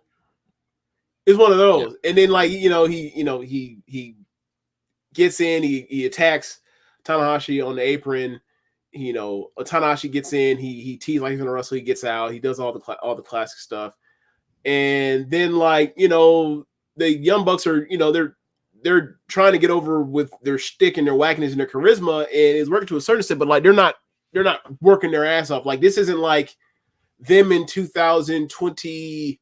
At the end of 2021, where they're heels, but they're also being fucking awesome. It was very much like we're just leaning all the way into we're covering up our bodies, we're not doing too much, and then the crowd started doing the CM Punk, fuck CM Punk chants, and I was like, oh, now it's a trap. Now so much stuff is happening that is not killer. That is now the crowd detracting from the match. And honestly, I felt like the in and outs and the personalities and stuff and everything and the matchups, it felt like a very Road to style match to build towards getting Tanahashi and Okada in the ring. But ultimately, the match only really sung like crazy but really sung when Bones was in. Yeah. I got a question here from Bruce. It says, anyone having more fun than Okada right now? Where do you see him fitting in at Wembley? I think he'll have a huge singles match, hopefully against Kenny Omega. I mean, that's what we all want. Yeah, that would be incredible. I know a lot of people are down on Okada, and with his new catchphrase, and people are thinking he's kind of like Ron Simmons, and there's a lot of people who, the puro elitists are not fans of the whole what Okada's doing right now. But I think it's been very entertaining. It's been hilarious, and this is a guy that people thought couldn't, hack it on US TV every week, and he's developed the character. He fits in well with the Young Bucks and the whole EVP stuff. I think he's been hilarious. I have I just question to figure out what Okada could have done that the Puro Elites would have liked anyway. I mean, it appears to me there's a stark divide between all right, if you watch these people in New Japan Pro Wrestling and their native tongue is Japanese, and you see them in Stardom or you watch them in New Japan, and then you see them try to modulate their game towards American wrestling and what is not their first language, and they're getting over with the live crowds, and it's something you not necessarily are in love with, then it's a you thing. I've seen people say they absolutely hate Mina Shirakawa, Tony Storm, Mariah May stuff, and I'm like, I'm sorry, we all saw the stuff that Mina has been doing in Stardom and also Tokyo Joshi Pro before, right? This is not something that she is not signing up for and is not spearheading. It's absolutely in her wheelhouse. She wasn't doing rings before. I don't right. She would lose and cry and then occasionally like become obsessed with someone like that, or spit black goo. Remember she did with Kamatani? Yeah. Or the Bloody Angel thing with Tam. She was crazy. Right. Right. Like, it's not, this isn't like, she could be serious, and I think she had her best when she is serious, but she loves to do wacky shit. This is her doing what she wants to do. This is across 3 promotions I've seen her do wacky shit. So, with Okada, obviously it's a different language, so he can't be as articulate or as he normally is, but like, the Rainmaker, him saying bitch, him doing the VP funny stuff, like, I don't think it's too much different than like this last few years in New Japan being a dickhead that doesn't put over people, put over young guys. Like, there's not too much difference, except he's funnier. Like, I would like him to have better defenses, or a actual like opponent or a challenger that is somebody he could build a true program with. I was on my phone off my stand, but yeah, like, outside of that, I'm okay with where they are. I just like them, but I do feel the same thing about like that people have with complaints of like it feels like a holding pattern for something. If it's Omega, I'm willing to wait. If it's not, hopefully it's something else great. Yeah. But yeah, Omega match at Wembley would be awesome. There's a lot of good stuff they could do, but yeah, I think people are kind of waiting for what's next. But also, like you mentioned, James, this was definitely a big like almost a road to blood and guts kind of matchup here. But I think everybody did their job well. 5 matchup, like, and Rich, we mentioned, we had Billy Gunn, the top star of the promotion, come out, run off the Elite. Bill Firearm don't fuck around. Yeah. We didn't mention Daddy Ace, did we? Yes. Scissor me, Daddy Ace. He said Daddy Ace. Yeah, Bowen said that. Yep, sure did. Oh man, hilarious. So following that, we had a Owen Hart Foundation men's tournament quarterfinal. We had the American Dragon, Bryan Danielson, defeating the Rampage Dragon, Shingo Takagi, in 20 minutes and 19 seconds. This match is great. It built so well it felt like, the kick out of the first bicycle knee. I honestly thought the match was over. But it wasn't, and it kept going. And like, I thought that, I thought that like Bryan's taking control of the match early with technical ability, and then Shingo just overwhelms with striking and power. And then it's up to Danielson to fight from underneath with the nerve damage from the neck and shoulder and all that kind of stuff from the 2014 injury with Orton, to fight back. And then like he has match won, and like I just thought it was great. It was great. I thought the styles matched together. I thought the Shingo played great as a heel. I thought it was great. I think probably 4.5. Shingo as a heel was like the most interesting part of this thing for me, because he was doing all that stuff and little fingers. I was like, this guy's a fucking genius. Like, I was like, this is proof that great wrestlers will be great anywhere if you let them. Like, right. And are you saying now that you wanted to see Kabashi back in the day actually work heel like you thought he was gonna have to?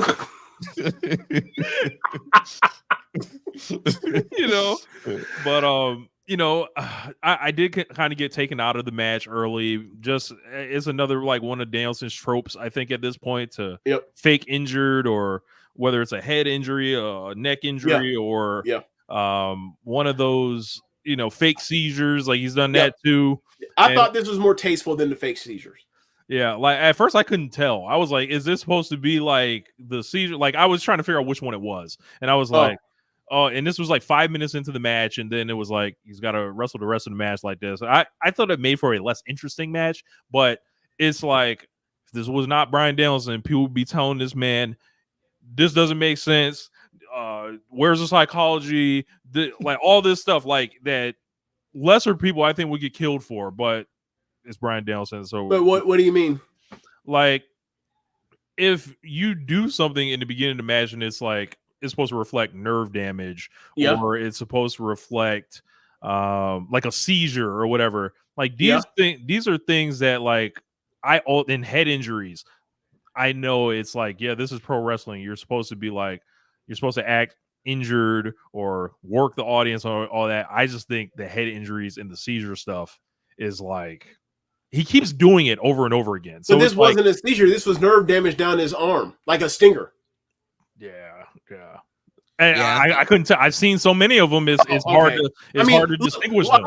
When he does the seizure thing, like we did that, was that Garcia or was that Guevara? I think he did the seizure against Garcia. Right. When he did that, I was like, nah, fuck that. I don't want to see you do that. Like, but when he did the arm thing, I was like, oh, this takes me back to like when they had to stop that match with Daniels or with Daniel Bryan and Orton in 2014. Yeah. During that summer. And I was like, it maybe obviously he's a long history of watching him, but it's like, oh, is that? And like so it worked for me. Obviously, I knew it was a work immediately because, but I will say it was a nasty high angle bump he took on like a elevated twist and shout type of thing, and like then he sold it. I was like, oh, he's selling that, and I was like, that works. I was like, I'm glad it's not a seizure, but commentary did mention seizures, so that's probably where you thought like, is this a seizure thing? Well, also too, there's the whole Tiger Driver storyline and him coming back from that. He did have the Kinesio tape all taped up on the neck, and so. Again, I was a little bit. I kind of see where you're coming from, Rich, but then also had to remember the whole, the Will Tiger Driver storyline building up to that, and I think the whole story here with Danielson is all right. He's saying in the media, I'm not, healthy enough to be a world champion, and he's doing the whole last run thing, and I think everybody's kind of clued in now, and it's pretty clear that he's kind of on the way to Wembley, and so I think every tournament match we see, we're going to kind of see this kind of beaten down, broken down guy. Britain fighting for what he loves and fighting for this one more shot. But yeah, I thought he was great here in the match, and like you mentioned, Shingo was also great and kind of learned how to flip it on the fly and be work more of a heel, do a little bit more character work than he normally does in Japan. And so throughout the match, Shingo definitely targeting the neck, pumping bomber, made in Japan. Yep. And I think it's also credit to Shingo and his experience doing Dragon Gate USA and, the stuff with, Gargano and different times. And like, this is a seasoned vet that's been all around the world. And, he's a Hall of Famer. Right. Yeah. And a lot of people have missed the different stages of his career because it's, it's hard enough to get someone that's a wrestling fan from over here to watch Japanese wrestling, let alone not New Japan Pro Wrestling. So like, yeah, this dude has been around and has a lot of tricks and a lot of tools in his bags, and I was glad to see him pull and be able to flex some of those muscles that he may not have been able to use at different points from his experience. I think that's really cool. Yeah, I think this is one step for Danielson on his way to Wembley. Yeah. So then following that match, we had the AEW Women's World Title match. Timeless Toni Storm defeats Mina Shirakawa in 11 minutes and 42 seconds. Great match. I think they got the wrong winner though, and I'll tell you why. So this is well, you stupid. Yeah, everybody did win after the match, but so this is where I think at Forbidden Door they can be more creative rather than being so protective over everyone. We know Toni Storm has had this belt for a long time, and I think this is part of the love affair with long title reigns that has happened in the last couple of years, to where they lose the ability to throw people off. We saw Mariah May win in the pre-show. We see how that bracket's breaking. We see what it looks like. We can pretty much pencil in Mariah May. So I'm looking at it like, why assure everything before you have to? Like, if Mina, who was over, who came out, had a great match, had the crowd, people would have went for it. I'm pretty sure if Mina beats Toni Storm, like, it's like that little bit of uncertainty to where it gives Forbidden Door, like, oh shit, it gives it a shot in the arm, like, yo, you could actually see something you don't expect.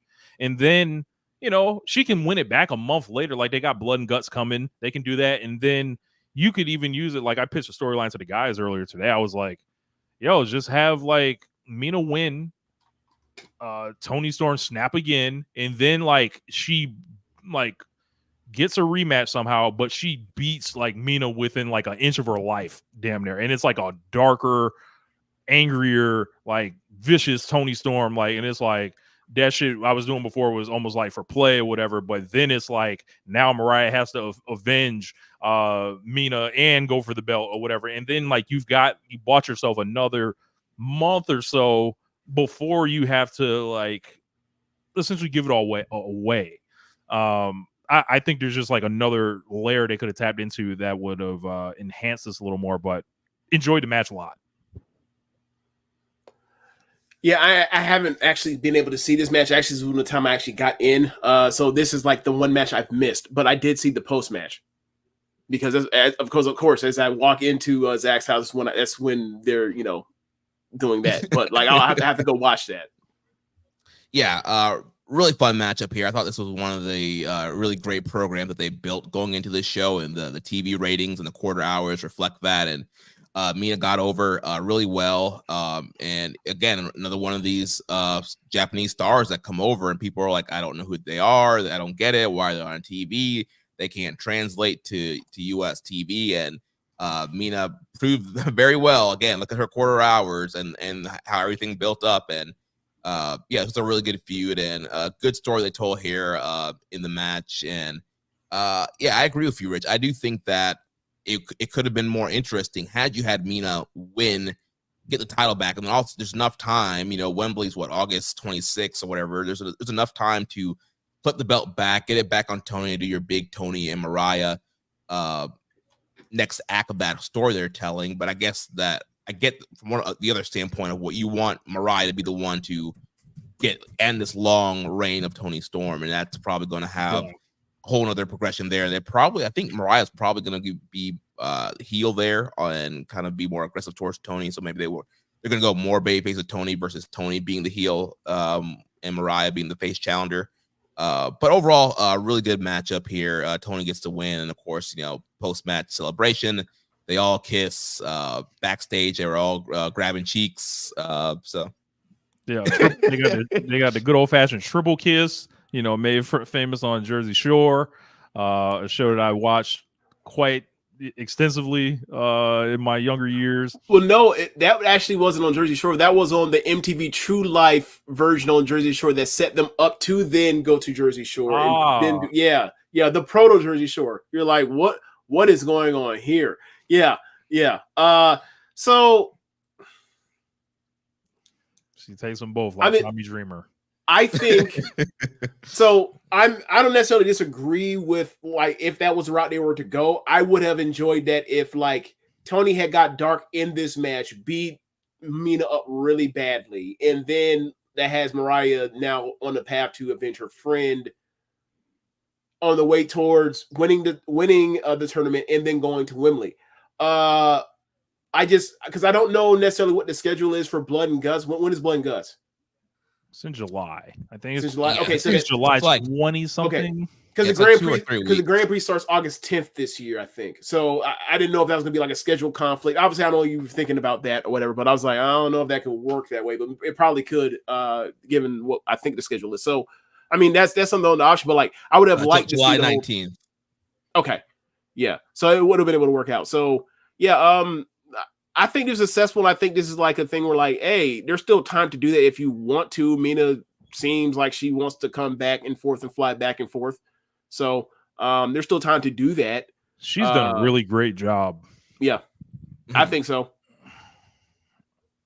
Yeah, I think they definitely bring her back. Should be, continue a part of the story. Also, they're a part of a faction now. But again, I think the whole story of Mariah winning the belt from Tony, maybe you have Mina in the middle between Tony and Mariah. There's a lot of ways you can spin this thing. Yeah. Switching it like a Rubik's Cube, just slightly adjusted. Any other thoughts on this matchup before we move on? Nah. No, I thought it was excellent sapphic entertainment.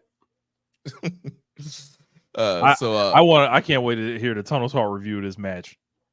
Yeah, that's gonna be great. You got the hose lead.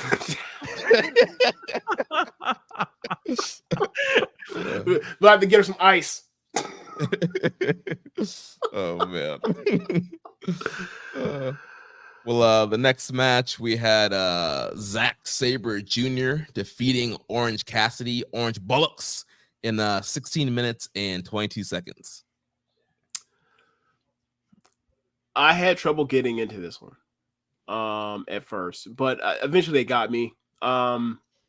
but yeah, it just took them a minute. I don't know why. I don't know what was missing from the last match that they had, but it just felt like it took a while for them to get into gear. So, but what are y'all thoughts on it?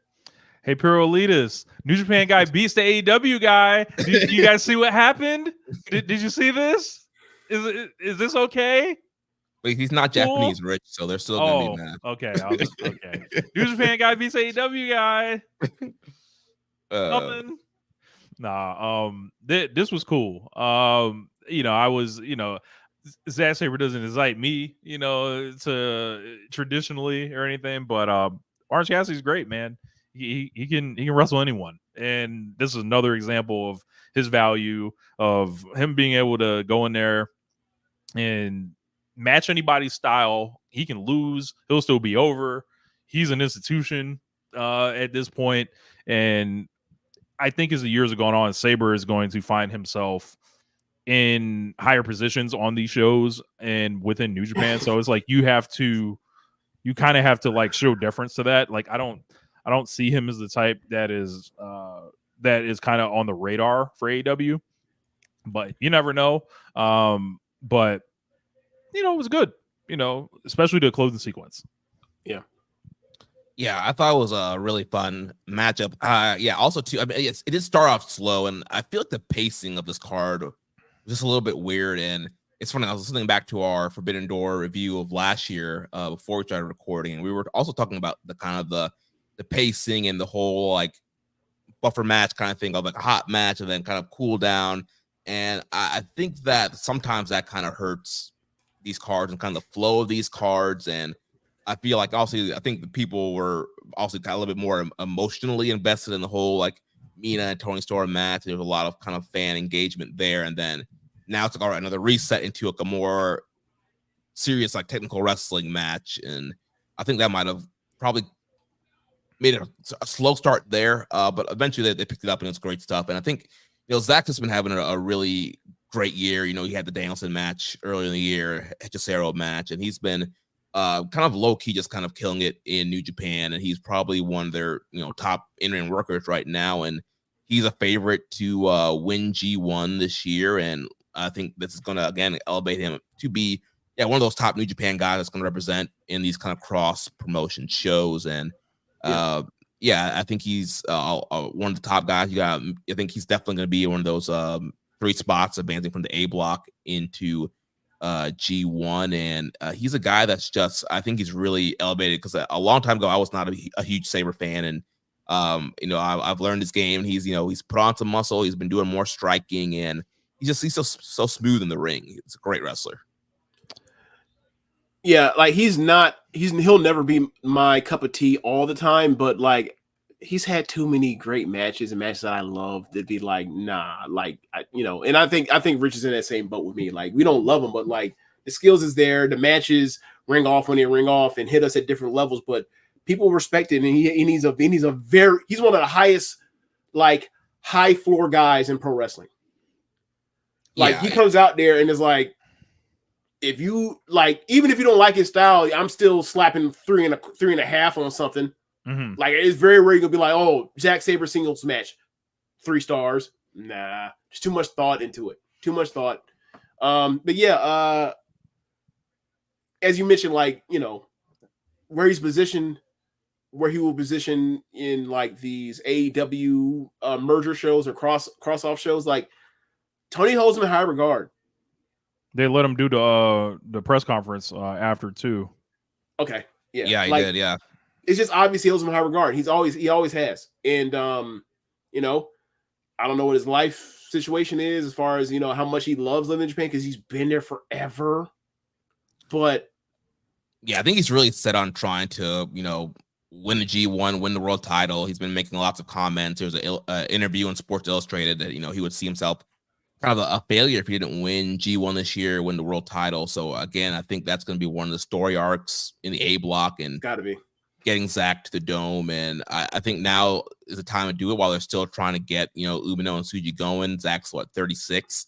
I think this would be a great year to, give him that G1 win. And his style would probably work good for a beating down Naito, which we'll talk about a little bit later. Yes, we will.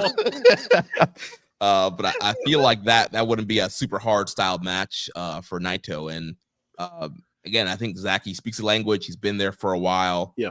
Leader of TMDK. Like there's so much upside with him being a champion and getting in a Tokyo Dome main event. Yeah, and also Naito, and also Saber's one of Naito's best opponents in the last few years. So yeah, like it, like every other year when I actually watch the G1, one of my favorite pastimes is watching him be in the same block, and then Naito beats that man and watch Saber lose his shit. It's hilarious. Yeah, well, they're in the same block again. They're both in the A block, so it is an even number of years, so this is the time I would watch a G1. So yeah. So a good matchup here towards the end. They're trading pin attempts. Orange Cassidy looking for the mouse trap, but Saber stops him, hooks the arms, hooks the legs. I don't know what wacky name this submission has. The hurrah or this incredible year. Clarky the Cat. Orange bollocks. He put orange bollocks in the orange bollocks. The orange bollocks tie up. Taz was trying not to go crazy at ringside. Orange Cassidy. This man wearing white and orange in the ring. Like, Taz don't really be going for that shit. Yeah, like has Taz ever been like, yeah, Kabashi stole my shit?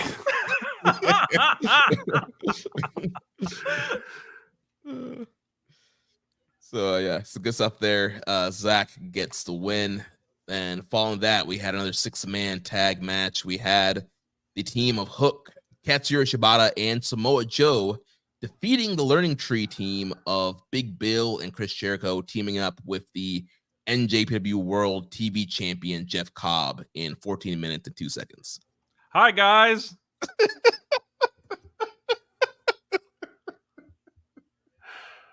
All right. When are we going to pull the? When are we going to cut the shit on Hook? Bro, I'm ready for Hook to go to SGW Uganda. No. Obviously, me and you, I was at, like, when he first came out, he was over. I was like, bro, I don't think there's nothing there. I don't think there's nothing there. And then I'm like, I got to suffer through it because the crowd's going wild for him because he eats chips and he has crazy hair and he has a hoodie and don't say shit. I'm like, this is fake Mystique. And Dunstan, Dunstan went to show live. He said you had to be there for the amount of people that got up and left in this match. That don't surprise me.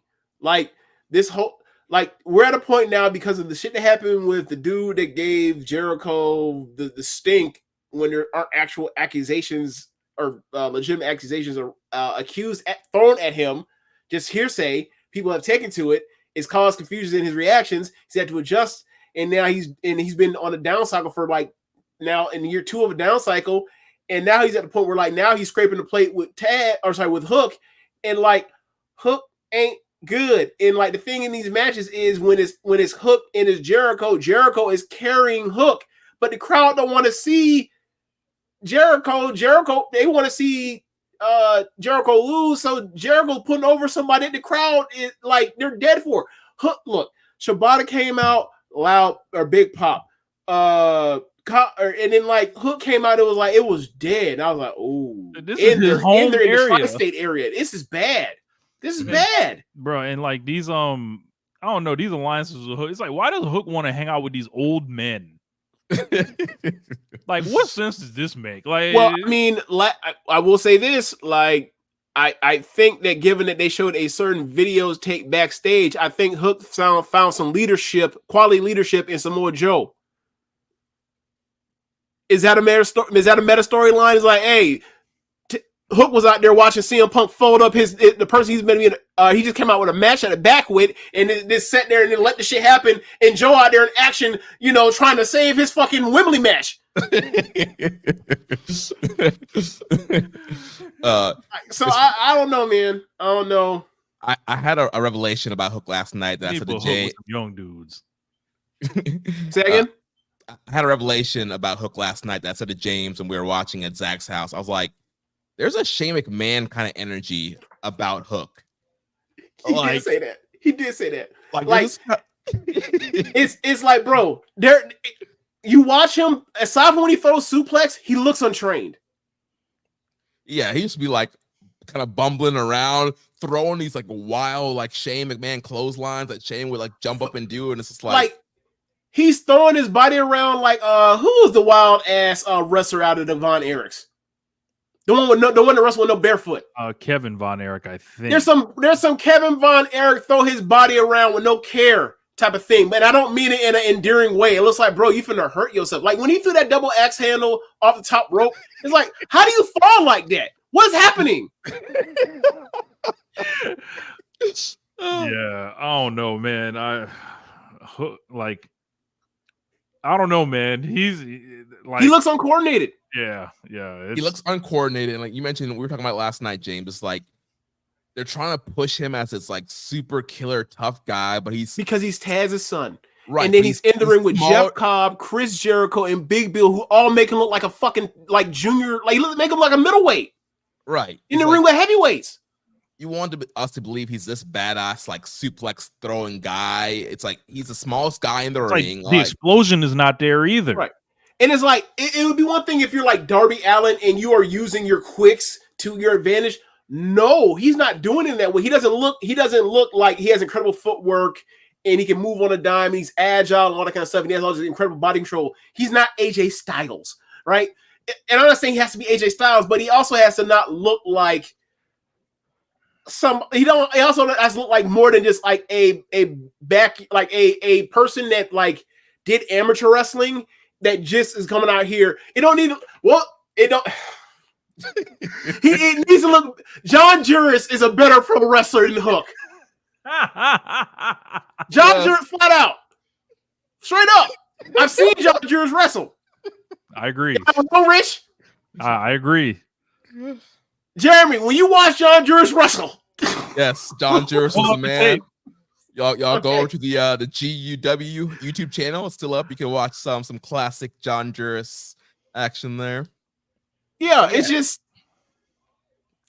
it's got to look. It needs to look more polished than that. Like this is a person that would be stuck in one of them 7 rings in hell if he was in WWE in the Performance Center. He would never get to the next. He would never move on to the next ring. Damn. Crowd wanted to see Joe and Jeff Cobb. It sounded like. Yeah, I wanted to see if he can give him a tour of the islands. Shout out to the big niggas. You know that's. You know. And that's another thing. Like going back to that match they had between Jericho and Hook that didn't work out the last pay-per-view or 2 pay-per-views ago. Can't remember which one. He's all running together on me. Like when Hook is throwing those suplexes on Jericho, it's like, bro, it looks like. It looks like you can't lift him. Right. It looks like forget it. We all know it's cooperation, but it looks like it doesn't look like fluid hips popping. It looks like got him over. Got him over. And luckily it didn't look like that this time, but it's like it reminds me of that when he's in the ring and he's in there with Cobb, who's bigger than Jericho, and the Bill that's bigger than Jericho. It's like I don't know what we're really doing here. He needs to find a tag team partner. Like one of the worst things of the whole CM Punk Wembley thing or whatever else was like he had found a person in Jack Perry to carry him and hide some of these limitations. And then he had to go off TV and he was stuck on his own. And they should have kept Jungle Hook going longer than they did. But, you know, if they felt like they owe Jack because Jack is great in the ring. Yeah. So the Samoa Joe team here gets the win. Hook ends up hitting the Juice Effect on Chris Jericho. Getting the win for the team. So clearly we're going to get another FTW title match with Hook and Chris Jericho. Maybe at the Blood and Guts Dynamite. I hope they don't drag this thing out to Wembley. Look, if you're Chris Jericho, I think if you go to Wembley, don't you assume they're just going to take care of Jericho like at a higher level than that? I do. I'm still trying to figure out what the situation is with Minoru Suzuki and that whole tease from last Wednesday. Yeah, that's still out there. Like, was that a setup for a match in the future? Who knows? The video he said, "How about you face me at Forbidden Door for the FTW title?" Right. And so that's why everybody's like, "Oh, we're getting Jericho into Suzuki." And we all would have rather seen that match. Yeah, they would have had a way better match. Of course. They would have had a fucking brawl and then chop shit at each other. Yeah. And then the whole Jeff Cobb thing happened on Collision on Saturday. So I don't know what's going on. I mean, I guess Suzuki's not really a New Japan guy. He only worked like one New Japan show, and it was Windy City Riot this year. So I don't know what's going on with that man. Right. Suzuki But do what he want. if my choice is Minoru Suzuki or Evil, give me Minoru Suzuki. Give me Minoru Suzuki in 10 years. I agree. So next matchup here, we had some more RLPW. We had the AEW TNT ladder match for the vacant championship, and the scapegoat, Jack Perry, he defeats Dante Martin, El Phantasmo, Konosuke Takeshita, Leo Rush, and Mark Briscoe in 16 minutes and 56 seconds. Big Jack, baby. This match was flat out insane. Yep. This was like, I know we've all watched MJ does PR. Yes. Jacking it. Yes. Jeremy, I told you. What did I tell you last night? You gonna have sickos. Like when they threw Takeshita off, because they're like, oh, they finna, because the crowd's ready for Takeshita to win, and he gets thrown off. I was like, oh, they finna have Jack throw him off. I'm finna hate this, because they finna have a whole bunch of motherfuckers online talking about you jacking off. I'm like, man, get the fuck out of here. Bro, the crowd wanted Takeshita to win so bad, and I they did. Too. Missed Just like opportunity. a lot of crazy bumps through these ladders. Maybe one of the single best table breaks I've ever seen with Takeshita and ELP. Oh my gosh, that Blue Thunder was absolutely nuts. That I was called crazy. it before it happened, and then it happened. I lost it. Yeah, I was so happy. I was delighted. Takeshita Yeah, I do think what I same. want. Same Rambones. You know, I've been down with Jack Perry from day one. So, Jack ends up getting a win. Good for him. You know, Takeshi's going to G1. I think people forgot that or didn't know. And I think in order to I think Jack has the juice, like for the Elite Act. Like the Young Bucks are kind of somewhere else right now. Okada is like, I don't know. Like he's still like, I don't think he's sunk his teeth into anything yet, just because he has a belt, but he has no real like his nemesis is, in a hospital bed somewhere. So he's going to struggle in the meantime.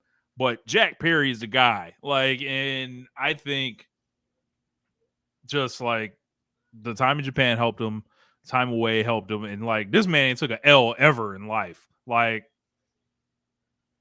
He just always comes back. No winning. You play the CM Punk stuff. He's a bigger star after. He's riding around, in the bus with Anna Jay, who's going viral, on World Star and shit like this. This man's getting his belt now. This guy is really it's hard to project exactly where he's going to go. But I can tell you where he's not going. As high as Darby, he's not going as high as Darby Allin whenever he comes back. Man, they're probably gonna have a great feud. That seems like it has to be a feud given what they did at the pay-per-view with that crazy all the stuff they did to each other. I would love that if that was a Wembley match or something, or All Out or whatever. Whenever Jack Perry has to walk into All Out with the championship in Chicago, absolutely makes sense. Absolutely, they're in Chicago this week. I would even keep him off the show this week. I'd build that shit up. Like Jack Perry returns home, to Chicago. Illinois. That's hilarious. Oh my god. Yeah, I just he's deserving of the spot. He can be a great heel that faces guys and can be a what do you call it?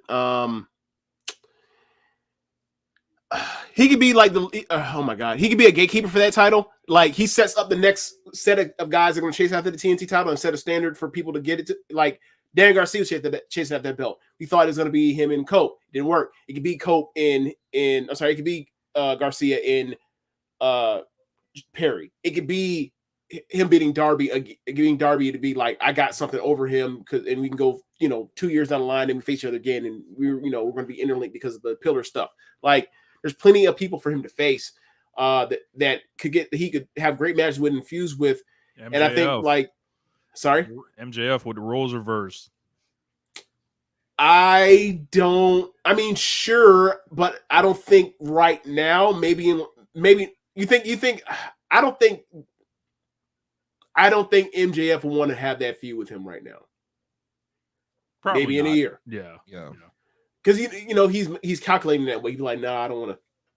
Like, it looks like I'm going towards Ospreay. Why would I go back? Yeah. It doesn't help me. Even though I say I do things to help myself, even though I end up feuding with. Anyway, so yeah, like I think down the line that's something they can get back to, right? Like whenever Guevara comes off suspension, you got that there too. Like, but I think that he's at a level that certain people below him. Dante Martin, another example. Like there are plenty of guys for him to face in the babyface thing, and then he can bring interest to, and then like you can have the Elite and Okada like fuck with him with the EVP status stuff, right? Like there's plenty of stuff. They can always like do the one night only or short term like link back up with Christian and the patriarchy. They could always do that.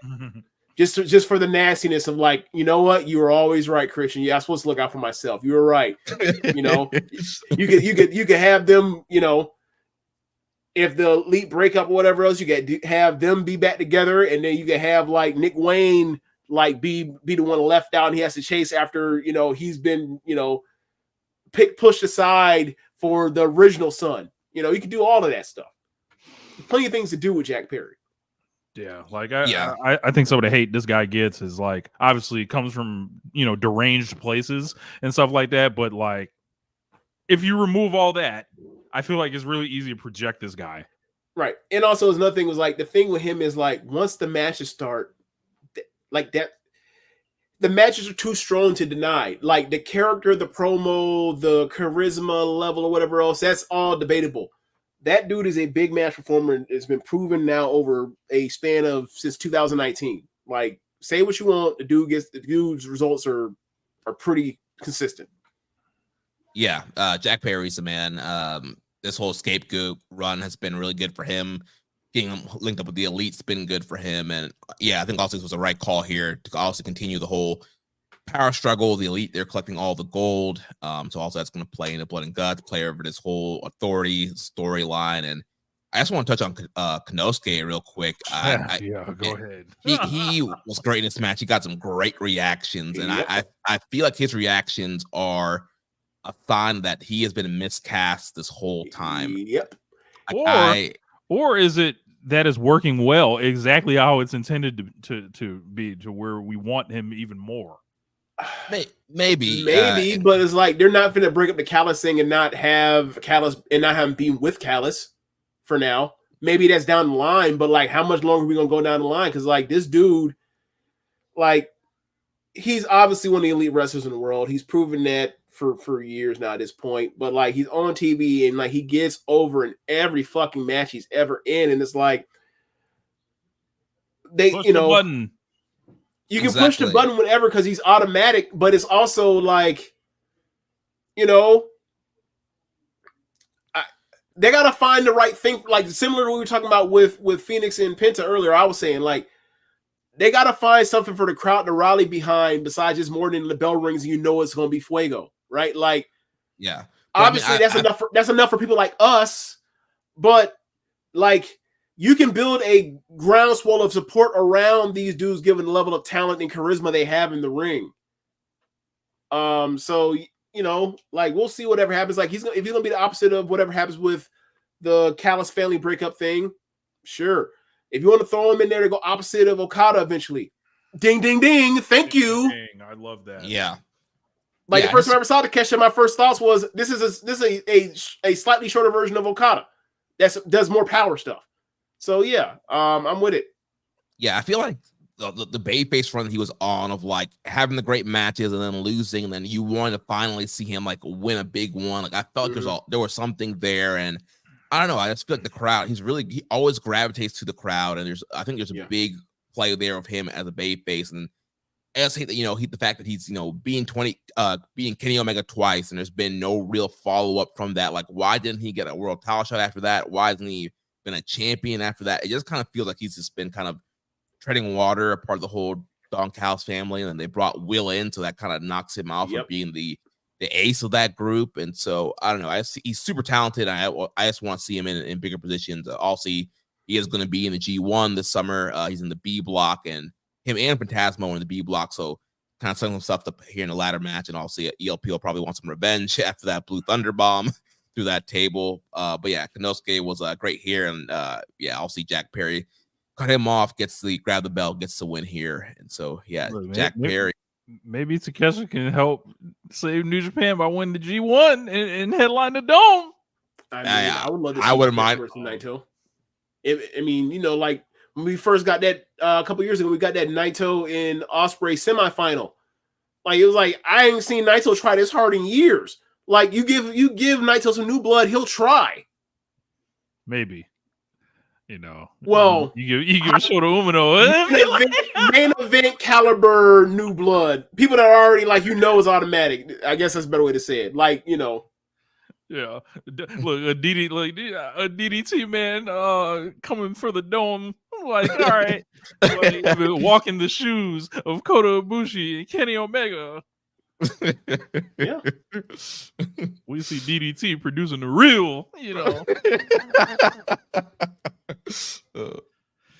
All right. Next matchup, we had the double title match for the AEW TBS title and the NJPW Strong Women's title. Mercedes Moné defeats Stephanie Recur in 16 minutes and 51 seconds.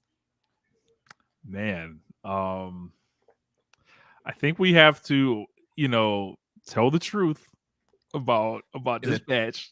I'm gonna start a dialogue. I think it's time to start a dialogue. And not a bad one, but I think it's just something that we can put on the table and see what the people think.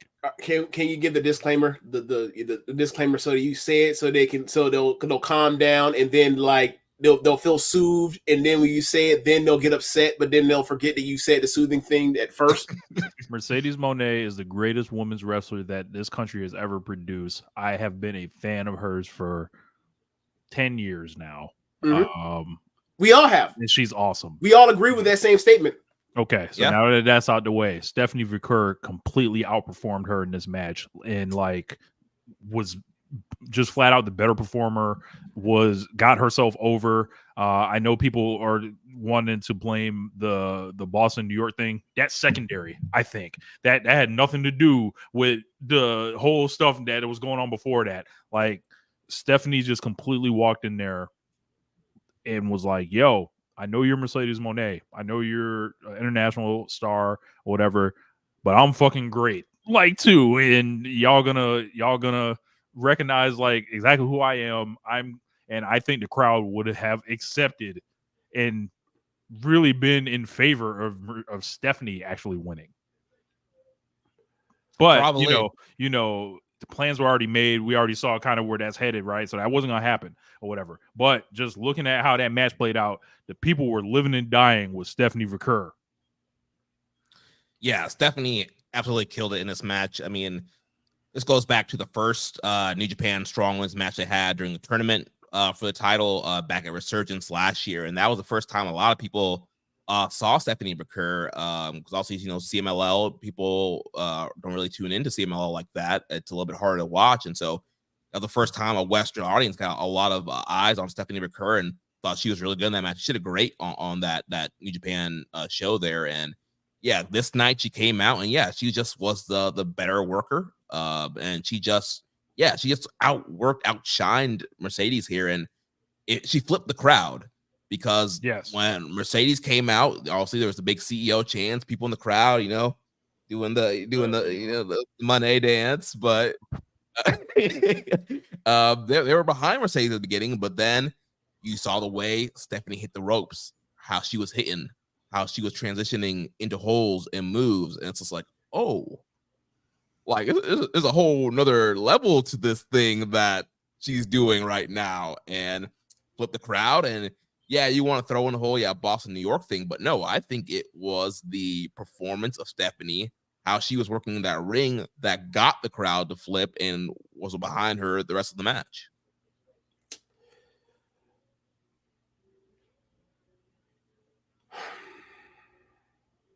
Did you think, Stephanie McClure is a better worker than Sasha Banks. I've watched Stephanie McClure wrestle less than a handful of times, and I knew that.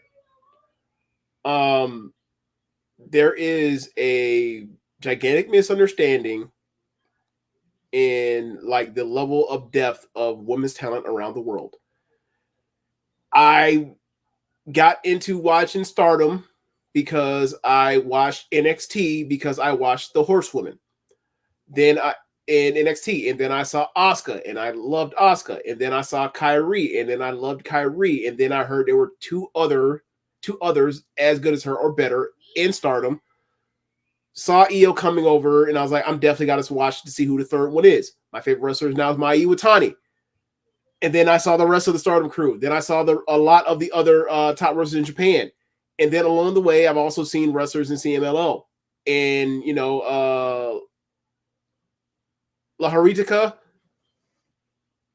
Vakur, they can wrestle their asses off. They're really fucking good. And they just move and can get in and out of stuff and have a smoothness that even the best American woman this country has ever produced as a worker in the ring does not match. It's fine. I'm not saying she's not great. She is great. She's a legend. But there's just a different level of depth and quality and training over in different places that produce better wrestlers. And like Vakur is one of them. And like I saw the match that she had, the match she had with Azumi that went like 8 minutes or whatever else at the Chicago show. And I was like, oh yeah. Yeah.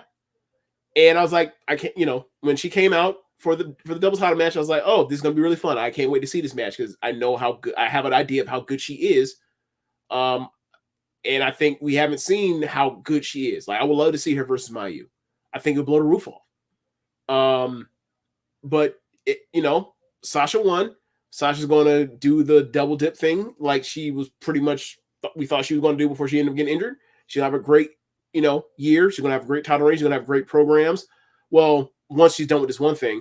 But yeah, like this match had a great closing stretch. It started a little slow. The crowd, I think Stephanie whooped her ass so much the crowd was kind of waiting, hands on feet, and then all of them she was like, "Well, nah, man, she's kicking her ass. She's awesome." And then it started, it's this tri-state area, and it's like, oh, she was out here selling out at the Boston Celtics games, whatever else. Fuck Boston Celtics in turn. Oh yeah, she's also a Red Sox fan. Fuck Red Sox. And then like it kept adding on, but like they got the crowd in the closing stretch, and like yeah, I thought it was a very good match, very very good match. So yeah, like I think it was a success. And I can't wait to see what Mercedes does going, stateside with New Japan Strong and, or New Japan of America and maybe come back to Stardom. Yeah.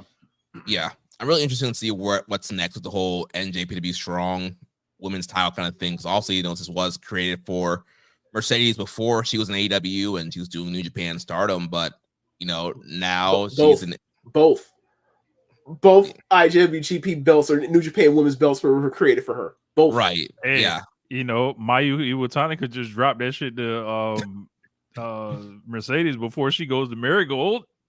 That's nasty.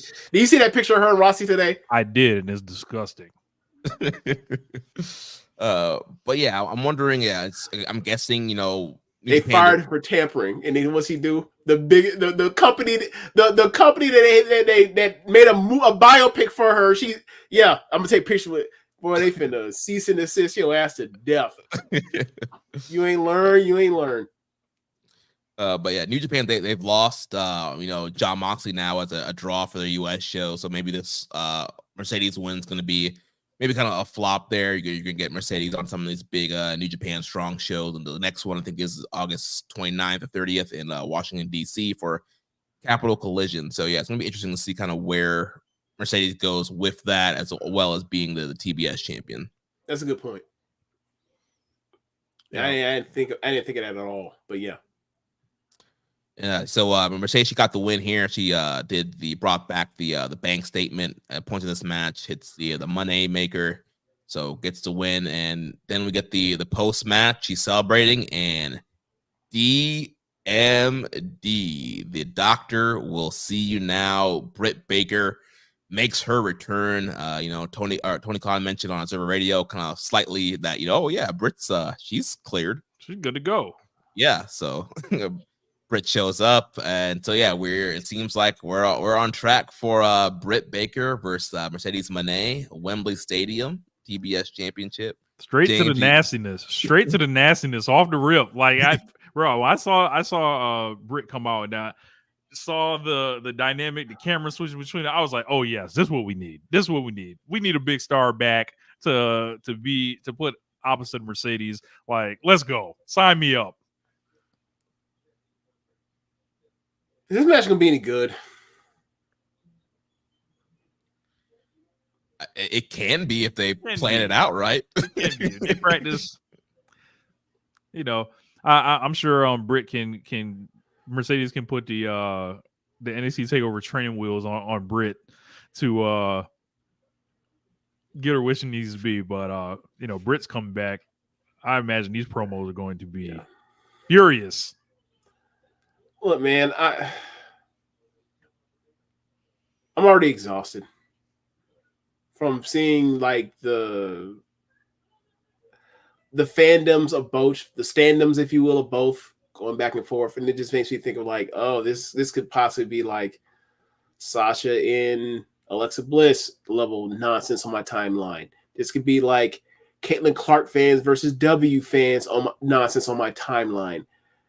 We're not even arguing about each other or arguing actually about like what's happening on screen. They're arguing about my fave. I don't care. They're going to have a match. She just came back. She interrupted the champion. She's apparently in the next month going to, be ready to, or 2 months, roughly 2 months, like get pushed to the point, get enough wins to get to that. I guess nobody else is thank God the rankings on this so we can see how they show their work on that one. But yeah, whatever. Yay. It'll be 2 stars going at it. Will the match be any good? Who knows? But we know there'll be 2 stars. Like, can we have Athena face her, please? Can we cut the 2 shit? stars getting 2 stars. Athena's injured. I don't know if you knew that. Oh, my bad. She's out for a while. I mean, that is true. There are multiple women on their roster that are better workers than Britt Baker. Like Jamie Hayter. Hayter's been out longer. Jamie Hayter's been out like a year longer than Adam Cole. God damn. But you cannot deny that reaction that she came back to. That was one of the biggest. I'm not denying that reaction. I'm denying what happens once that bell rings. Because it's gonna have to ring. That's true. I mean, if you don't want the ring, take it over to the E. Hey, they could do a death match. They could start murdering each other. Why 6 it? Hey, it's time to run the razor, Mercedes. right across the forehead. You know how shocked I'd be look. Obviously, like Mayu dotted that forehead right last year, but I couldn't imagine her running. No, that's right. I couldn't imagine. Lights out match. Britt, the hardcore queen, Britt Baker. Let's go. Britt showing the real. I understand you saying like give her a no rules match, but like that Thunder Rosa cage match was also a no rules match. That's true. Yeah, run the razor. Bleed for this business. Yeah, Queen Amanada is another one that's better than Britt. Yeah, definitely. Yeah, she's great. MJ said bunkhouse Britt. That's funny. That's my gosh. So clearly we're down the road for Britt and Mercedes Moné. Yeah, I just think that's a Wembley match. I just please surprise me. Please pleasantly surprise me. Just be like, you know what? We did the Forbidden Door review, and James just already said he's exhausted about it. But like, nah, they came up with something. And you know what? I gotta say I was wrong. Please do not prove me right. Don't prove me right. We got a Bruiser Britt. Cactus Britt. I love it. That's Britt the Butcher. Oh man. Oh my gosh. No, I think Brittany the Butcher has a better ring to it. Yeah. That's a good one. So after this match, we had the video announcement of Wrestle Dynasty, which will be happening January 5th, the following day of Wrestle Kingdom, January 4th, in the Tokyo Dome. It's going to be with AEW, New Japan, Stardom, CMLL, and Ring of Honor.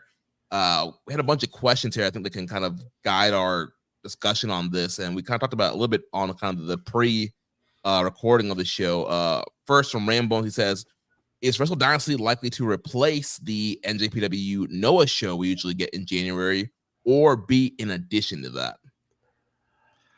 Look, with WWE waiting around with Cyber Asian and shit, it seems convenient. If you were going to replace it, this would be how you would do it. I would say this seems like they're replacing the normal what they had moved to the night 2 situation.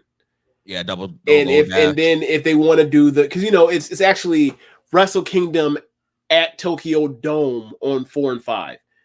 Now that don't mean they can't do Tokyo Dome at Yokohama Arena and then like it's still Noah, or they move on to All Japan. Mm-hmm. So we'll see.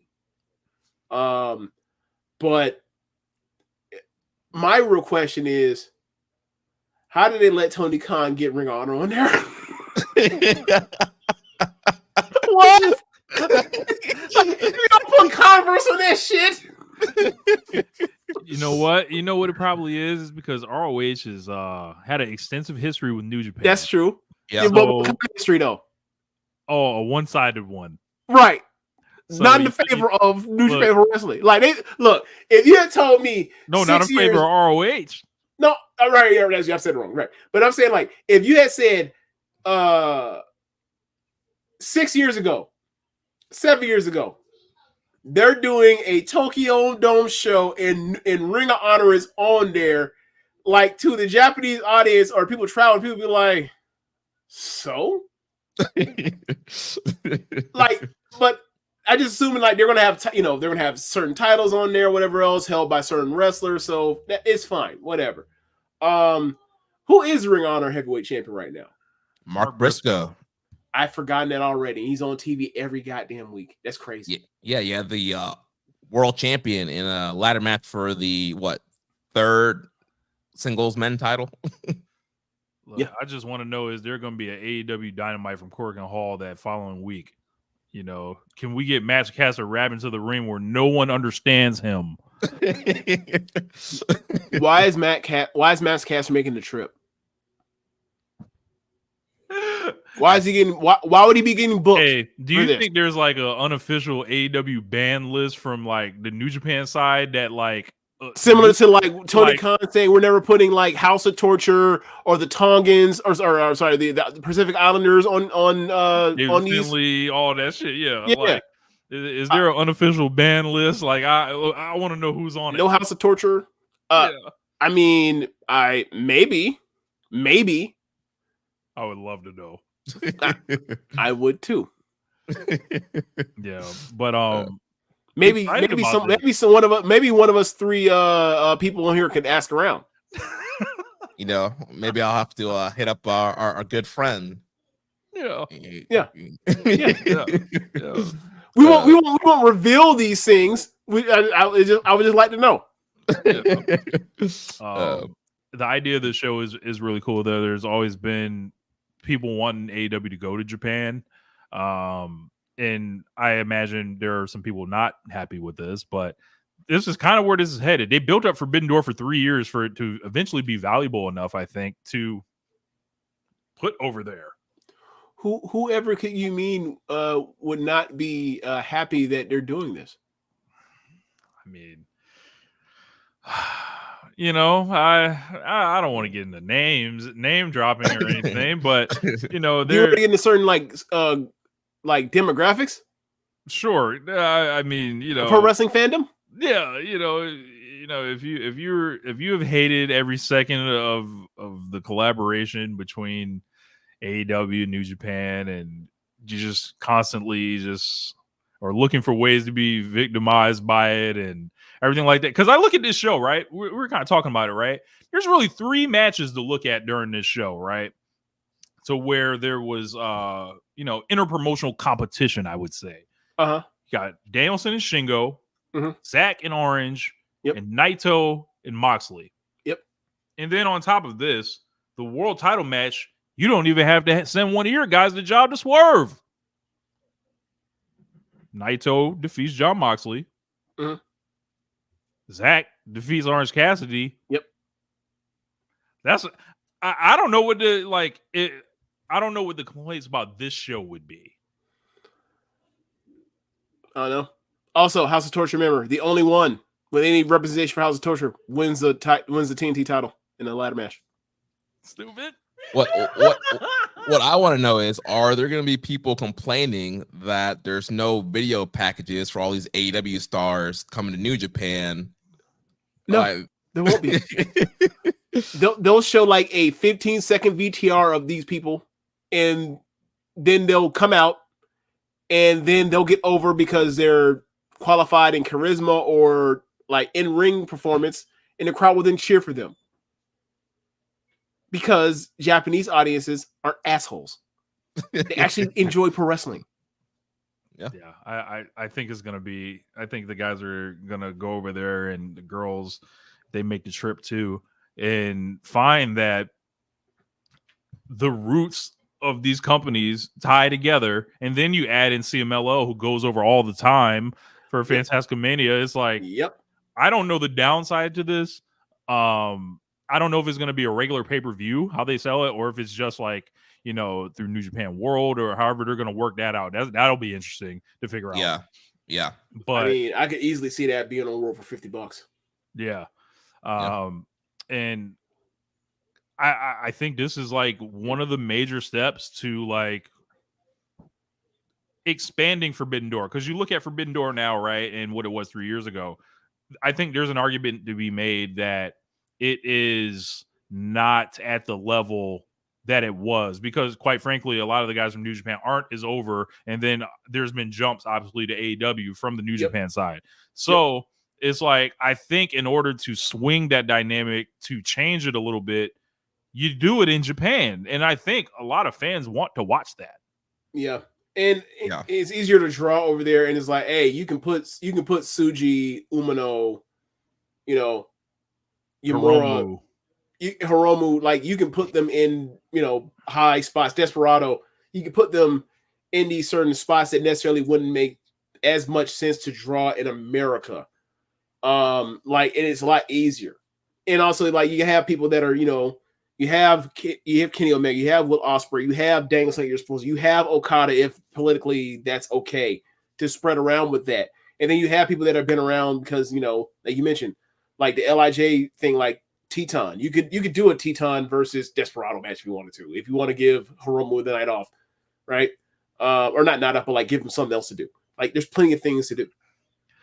Yeah, and like the people that haven't been to Japan, like Swerve or like MJF, people who haven't been around a while, like Hangman, like he was like a completely different wrestler. Swerve, Hangman, yeah. Then I'll see if you got people come through. MJF, kind of. If you can get you might.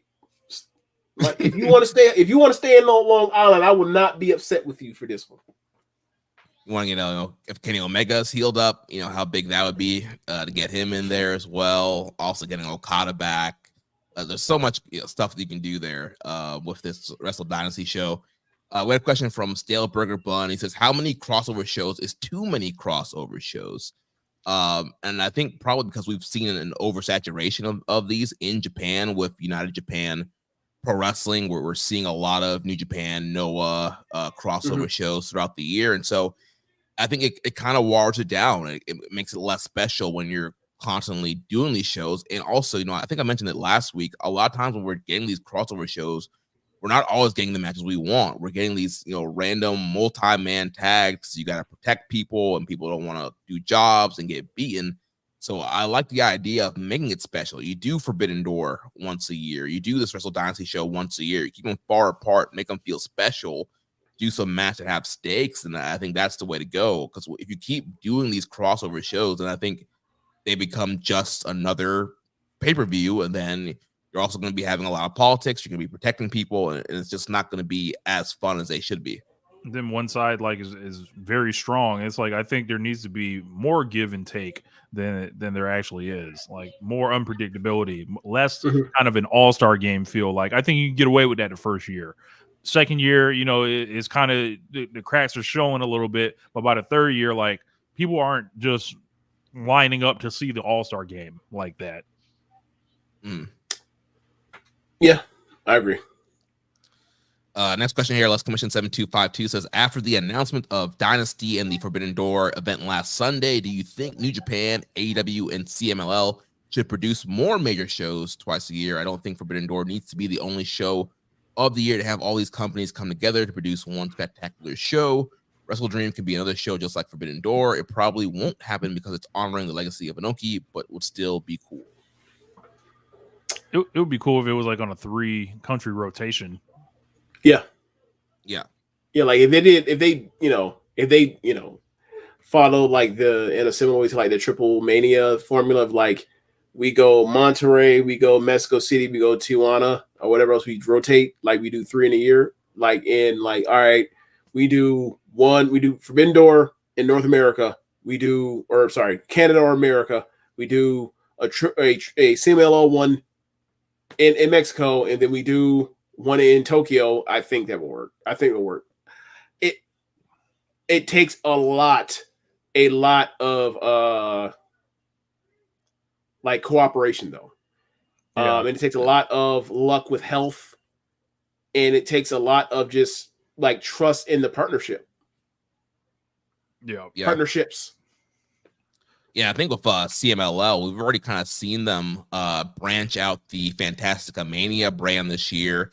They did Fantastica Mania in Mexico with New Japan guys coming over to Mexico. They did Fantastica Mania UK in Rev Pro. So CMLL's kind of established this Fantastica Mania, and also every year in February it goes to Japan, and top luchadors go over to Japan for that tour. And so they're kind of building up that Fantastica Mania brand. So maybe you can do something like that with also include the AEW guys there in Mexico. I think that would be cool. But yeah, I think there's definitely some fire there to do more stuff for these guys. But I definitely think you need to make the show special, though. They're seeing Jericho is already jumping out on Mystico, so that's already something that already has wheels. Was that last weekend or this weekend? That was Friday night. Okay. Oh yeah. Okay. Yeah.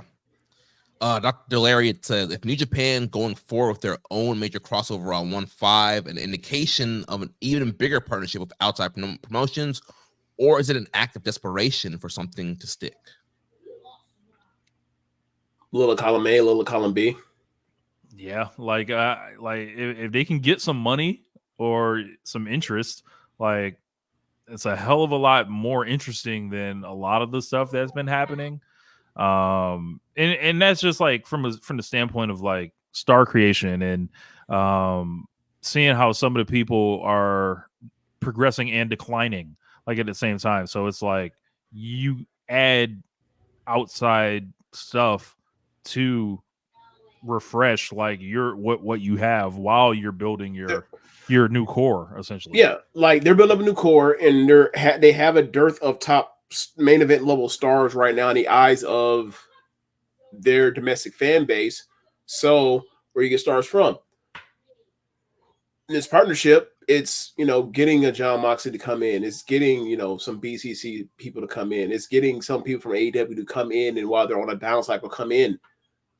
I'd imagine as that being a short term game plan until they have the Yoda Tsujis, that whole the whole new musketeers to come in and like wrestle those guys who make names for themselves. Then because like Naito can't wrestle all of them. I hope he doesn't. He can't have like long lasting feuds with all of them, because he doesn't have that much left in the tank at a top level. He may not have anything left in the tank right now, and I guess that's how we get to it. Yeah. Well, I'll say a thing about this. I don't want to categorize it as desperation. I feel like maybe it's a little bit, but they're trying to recoup money here, and that they ran double domes. What was that? The first double dome was what 2019 or 2020? Yeah. So they did these double domes, and it was a big thing, and it worked out well before COVID happened. Did double domes, and the world stopped. Yeah, they broke the world, and so I think this is a great opportunity to get back doing that and not making it 2 nights of Wrestle Kingdom and not overextending programs and having to do split nights for that show. You can still have a killer Wrestle Kingdom card, and then also you bring in the AEW guys, you bring in the Luchadors, you add Stardom in the mix. You bring in your Mark Briscoe, your Ring of Honor guys, and I think you can do a great card without having to split cards up and making it this kind of 2-night thing they do sometimes with tours. Last question before we talk about, actually 2 more questions before we go to the Naito match. Dr. Larry also said, with Wrestle Dynasty announced for 1-5, should the main event be Okada challenging for the IWGP title? I say no, because it almost, if you do it that way, it telegraphs like whoever was the G1 is doomed to fail, because what's going to do better than Naito Okada? Yeah. Yeah. It's tough. Now, what I would say is if they do that match, what do you think is most likely outcome? I mean, I don't know. I feel like they're not gonna. TK is not gonna want Okada to lose. Rainmaker, bitch. 1, 2, 3. Now, if that were to happen, at least your decision not to change the logo, Hey, at least it pays off. You win in the end. Right. Long-term booking.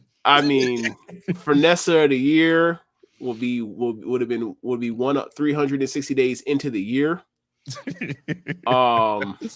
Man, and it boy, as an Okada fan, I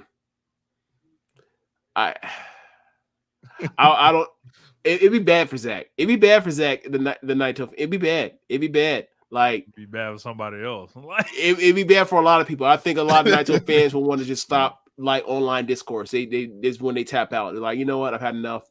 This has broken me. I'm done. Stick to sports. Yeah. This man left the company to make more money and then came back and then won the fucking belt as a side quest. Oh, they'd be sick. They'd be sickened. Brandon asks, hope also if you guys, with the announcement of Wrestle Dynasty on January 5th, what is one match you guys would book?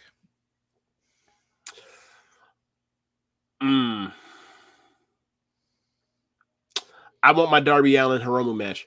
Stole what I was gonna say. Yeah, I want the 2 nasty sickos to have a nasty sicko match. Yeah, that's a great one. I want to see Okada and Yoda Tsuji. Fuck the politics. Yep. They teased it as he left too. They definitely teased it as he left. Okada and Yoda Tsuji. Yeah, I think either Okada Tsuji, Okada Umino would be good as well. Yeah. All right. Well, all this New Japan talk. Let's talk about the IWGP World Heavyweight Title match. We had Tetsuya Naito defeating Jon Moxley in 17 minutes and 4 seconds. Rich got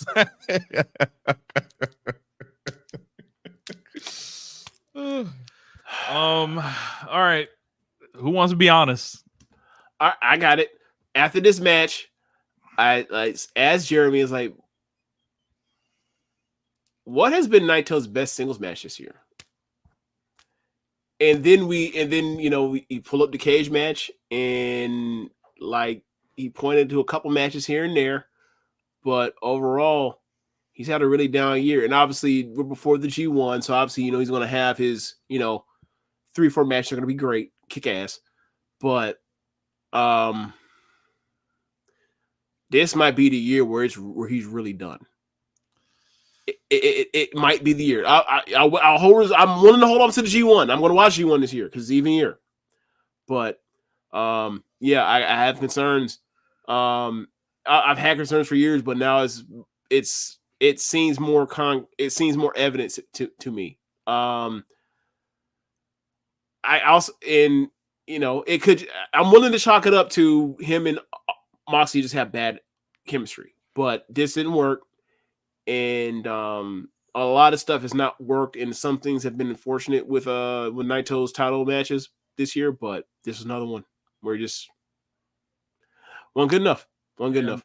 Yeah, man, this was a struggle. I don't think this match was over at all.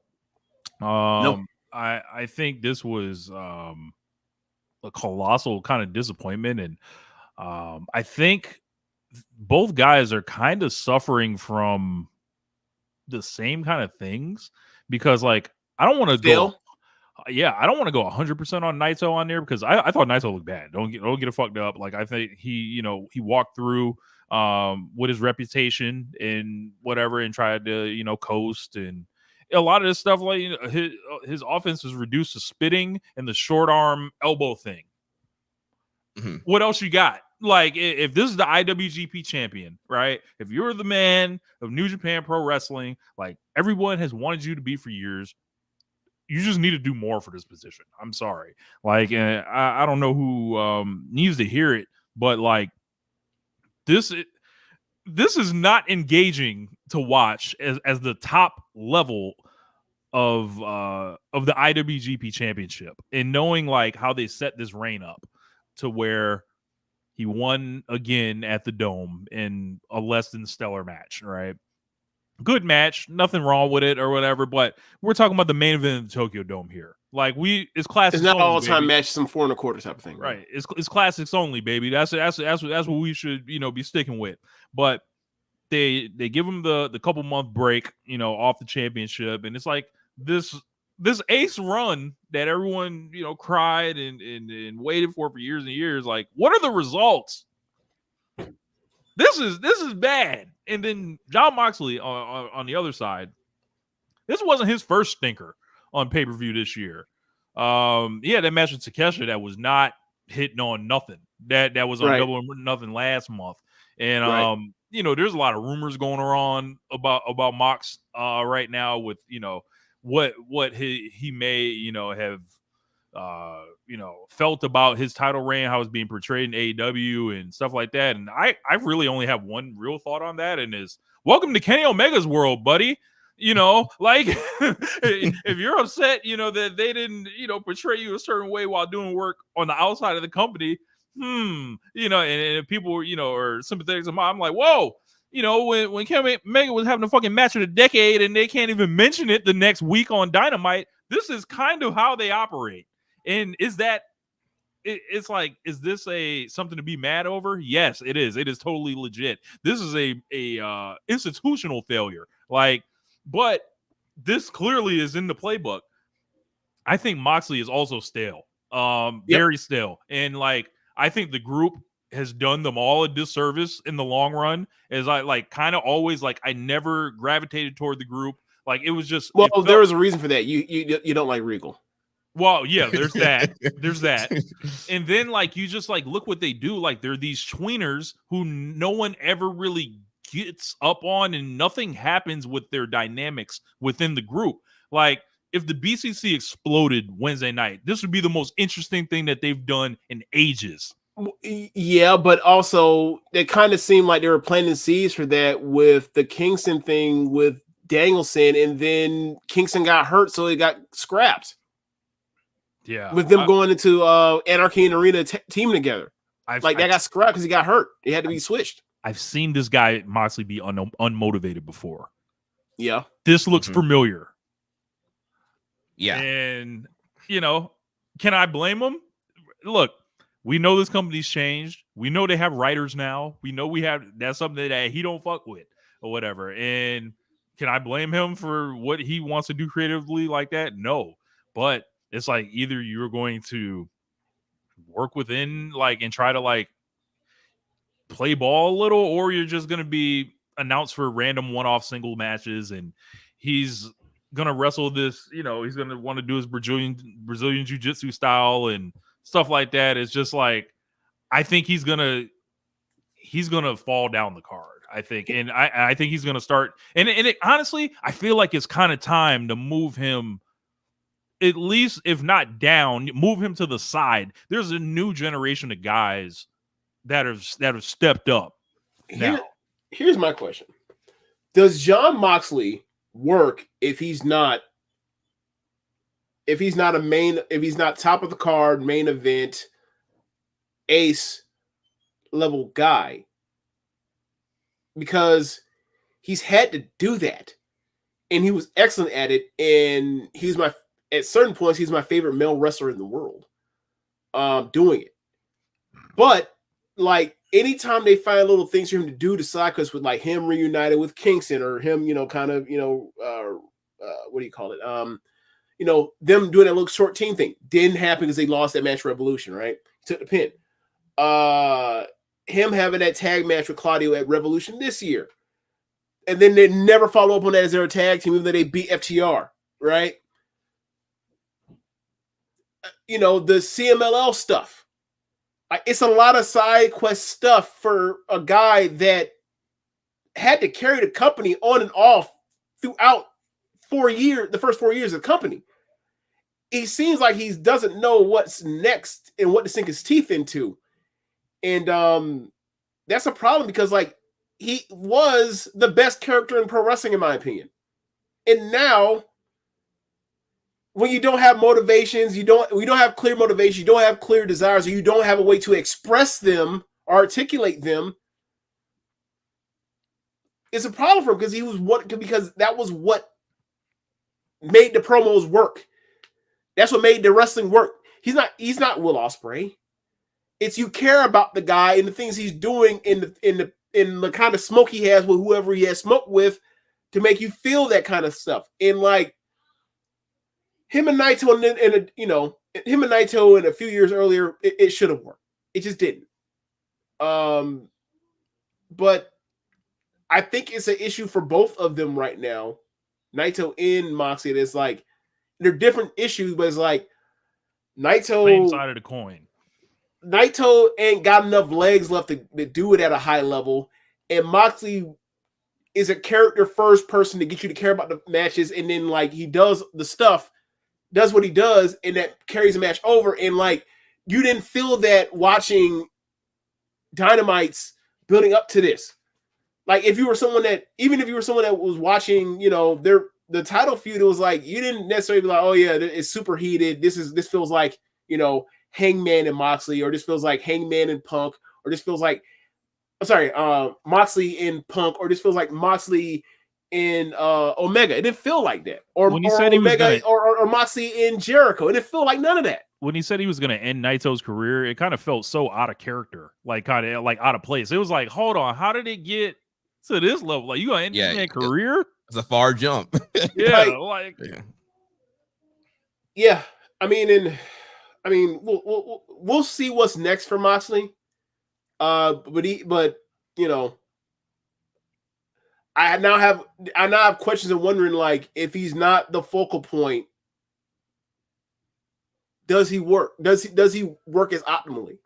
Mm-hmm.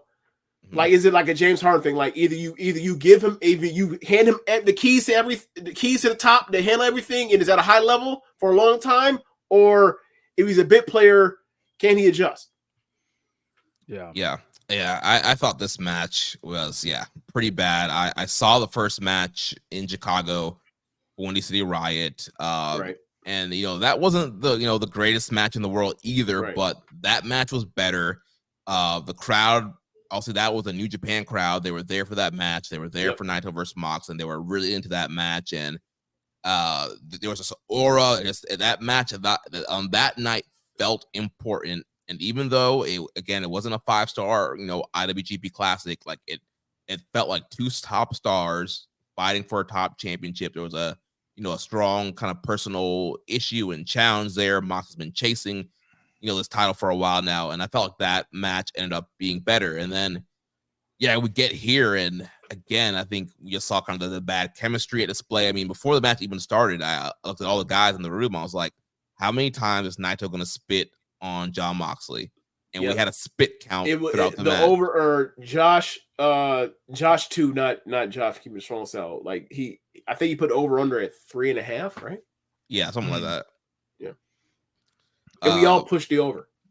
Yeah, and he did. I think it was like 8 or 9 times that he spit on him, and like we didn't It's even get like dull. Like Yeah. I just keep coming back to it. It's dull. Like, and like they had a few things here. Like when Naito went up for the top rope run and got turned into the super power bomb, I was like, oh, okay. I can't remember last time I seen Naito get power bomb in that position. Like there were things here. It didn't meld well enough. It just didn't. And we've seen Moxley, you know, we've seen Moxley in New Japan enough in that G1 run, like to know that like he does naturally, he can naturally fit like very well with people. This just wasn't one of them. Yeah. Naito, he's washed, and it sucks because he's the top draw right now for New Japan. It's kind of hard not to go with him because you gotta draw these houses. You gotta make money. The yen is down, but unfortunately, he's a top guy, and you gotta go with him. Hey, can you legs, the feet? You know, you gotta make sure. See, at first I thought you scratched like this uncomfortable that he said wash, and then all of a sudden it's like, oh, he's doing washed. He's washed up. Okay, nice. Yeah. And also too, it's another thing of New Japan failed to prepare for the future and get young guys ready. We've been saying this on Keeping the Strong Style for weeks now. They were eating well when you had Kenny Omega and Okada. Those were just the worst days, Jeremy. They were the worst days. They were eating well, and now they're all gone, and like they failed to get Uman already. They failed to get Tsuchi ready. Who knows what the heck they're doing with Uemura? They'll be ready in 3 years. God damn it. That's 3 years too late. We need them ready now. I know that, but they don't know that. Right. I don't know how you can be encouraged. Like if like Tetsuya Naito is like has his belt right, and it's like I don't know how you can be encouraged by this and be like, yeah, this is exciting. Still, what block is Evil in? It's the same one. Same block. They still haven't done that match. I think they're going to do it this year in the second half of the year. Yeah, I'm thinking that too. The A block is the LIJ block. You have Naito, Evil, Sonata, and Shingo all in there. Wow. Yeah, man. It is it's tough because like this guy's not the guy. And then I heard Jim Ross on commentary just going overboard. Like, yeah, man, these are two of the best wrestlers in the world and all this other shit. I'm like, I don't agree. Like, like it don't look like it. Like even if that is the case, right? It don't look like it. My eyes are telling me something else. We watched the New Japan on Access stuff when Ross was calling it, and I think one of the few things that Ross gives credibility to is when he would come out here, especially the first 2 years, he would come out here and he would talk glowingly about Okada and Tanahashi and talk about how the level of esteem he holds them in as in-ring performers. I thought that gave credence to justify him being on there. But we've also heard him call Naito matches, and we know he does not actually hold Naito to that level of regard. So I was like, I see what they're trying to do, but like, is Ross actually going to tell the lies to put Naito over in that way? And then like he really didn't, and I was like, oh, okay. And then the match happened, like, oh, they was trying to cover it up. This feels kind of strange, here, and yeah, this feels kind of strange. Start and all this other shit. Yeah. Man, yeah, it was rough. We had some questions here. Rainbow says, was it a mistake to have Naito working all the tours instead of taking a break to rest and heal up while Mock held a title? He looks rougher than normal, and the meat grinder of the G1 is looming. I think it goes back to my point earlier. He's a top draw. You can't have Naito not be on these tours, even if he has to be in a multi-man. Like, you have to put him on these shows. Maybe he can just come out and cut a promo or something. Do a roll call in every city. Say, I'm coming to do the roll call, but he don't actually work a match. But Naito's gonna do the roll I'll be there. Correct. I will call out Bushi, Kisan, Shingo, Hiromu. Bring y'all ass out. Actually, stay there because the roll call apparently is something else that I didn't think. L-I-Day, ha, phone, and every city. Now that you've said this for now all year, I'm starting to wonder if like, do you think like the LIJ roll call was like the Lil Jon Eastside Boys real nigga roll call and everybody was to come out? Yes, that's not. Yes, that's what I thought.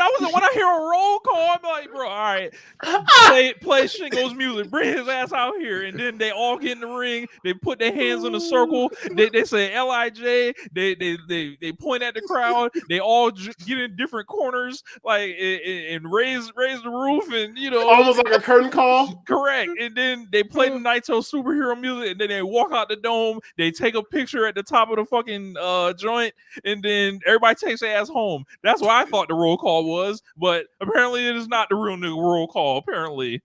Oh man. Let's Commission 7252 says, with Naito's sloppy performance on Sunday, it shows he doesn't have much more in the tank to be the guy to carry New Japan unless it's in merch or the popularity of LIJ. Is it a bad move to have him headline next year's Wrestle Kingdom at the state that he's in right now? My idea for him is to lose to Zack in the G1, lose to him on his first offense. If Umino wins the G1, you can have Zack versus Umino at Wrestle Kingdom in the main event. Whether you two disagree or agree, you guys think Moxley and Umino are capable enough to main event next year for the belt. So I would get the idea that Zack and Shota could as well. Man. Unfortunately, like that's not the world we live in. Like as far as like, it's always nice to look down the road, but wrestling companies have trouble putting guys out to pasture, especially when there's money to make in buildings to fill.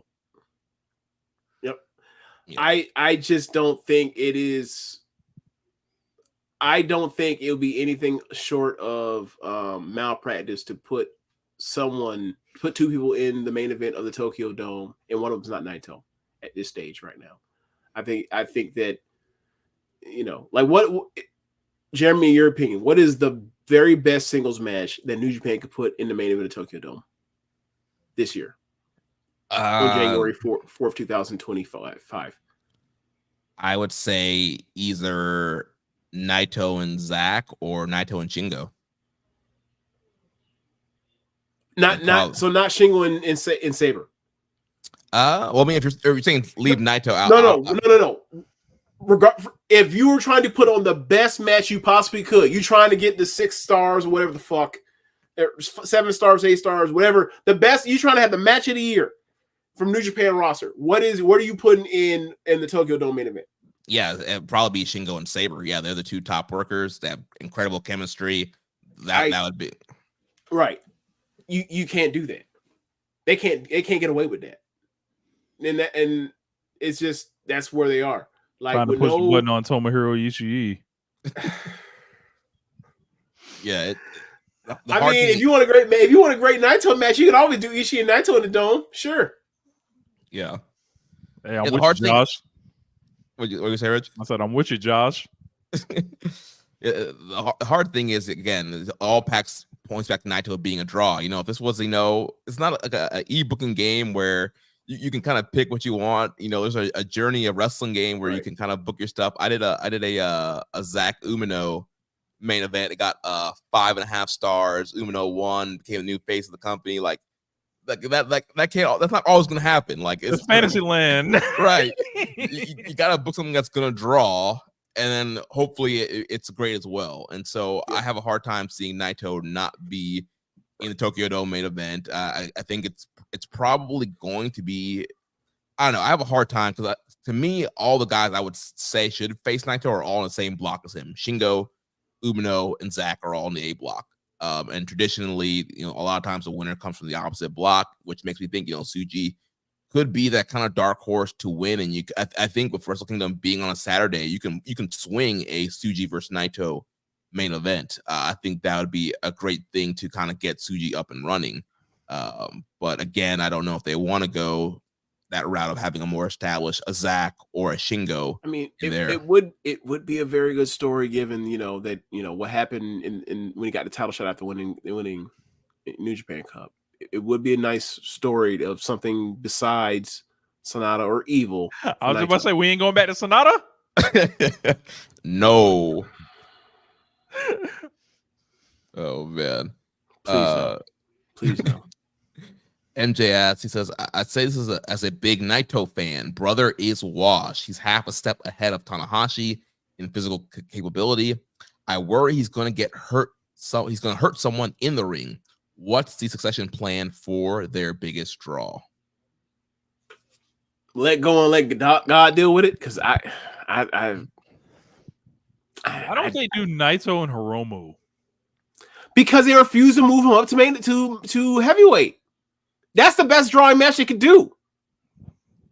Yeah, like that would be it. And then just beat Hiromu. And like you clearly want to keep it on Naito. Have him beat Hiromu, and then figure it out. Beat him the next night at Wrestle Dynasty. That match has been in the chamber since the 2020 anniversary show, right? Yeah. God damn, Zach. We never did it. Zach said, let Naito go like Masawa. Oh, no. Yikes. Can't do that. Masawa didn't have no choice on that. Zach, you're a sick man with nasty agenda. Oh, man. So, any other final thoughts here on Naito and Moxley? Never want to see them wrestle each other again. Yeah, never want to see it again. Yeah, Tetsuya Naito. How Dustin Rhodes say, keep stepping like that. Hey, keep stepping. FOH this year, we might need to throw Naito on the board. Yikes! Wow. Look, y'all don't want me to get drunk and talk about Tetsuya Naito. No, y'all don't want that. I do not. Like me and Jeremy do enough editing as it is. Oh man, that'll be the special, uncut. You pay extra, get the rich rant on Naito. Oh my god. Oh man. All right, well, guys, we only got one match left here, and it was probably the best match of the night. The AEW World Title match. Swerve Strickland defeats Will Ospreay in 27 minutes and 6 seconds. One of the very best matches of the year.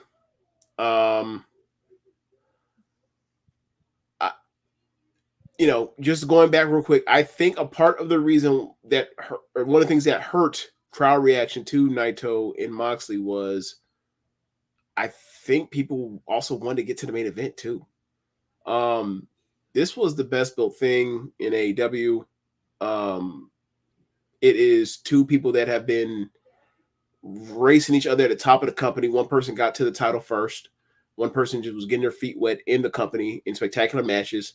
One person spent the last half of last year facing one of the cornerstones of the company and beating them and making himself into a main eventer. And the proof is shown in this is the essence of AEW when people say when they came up with the line we're the best wrestle.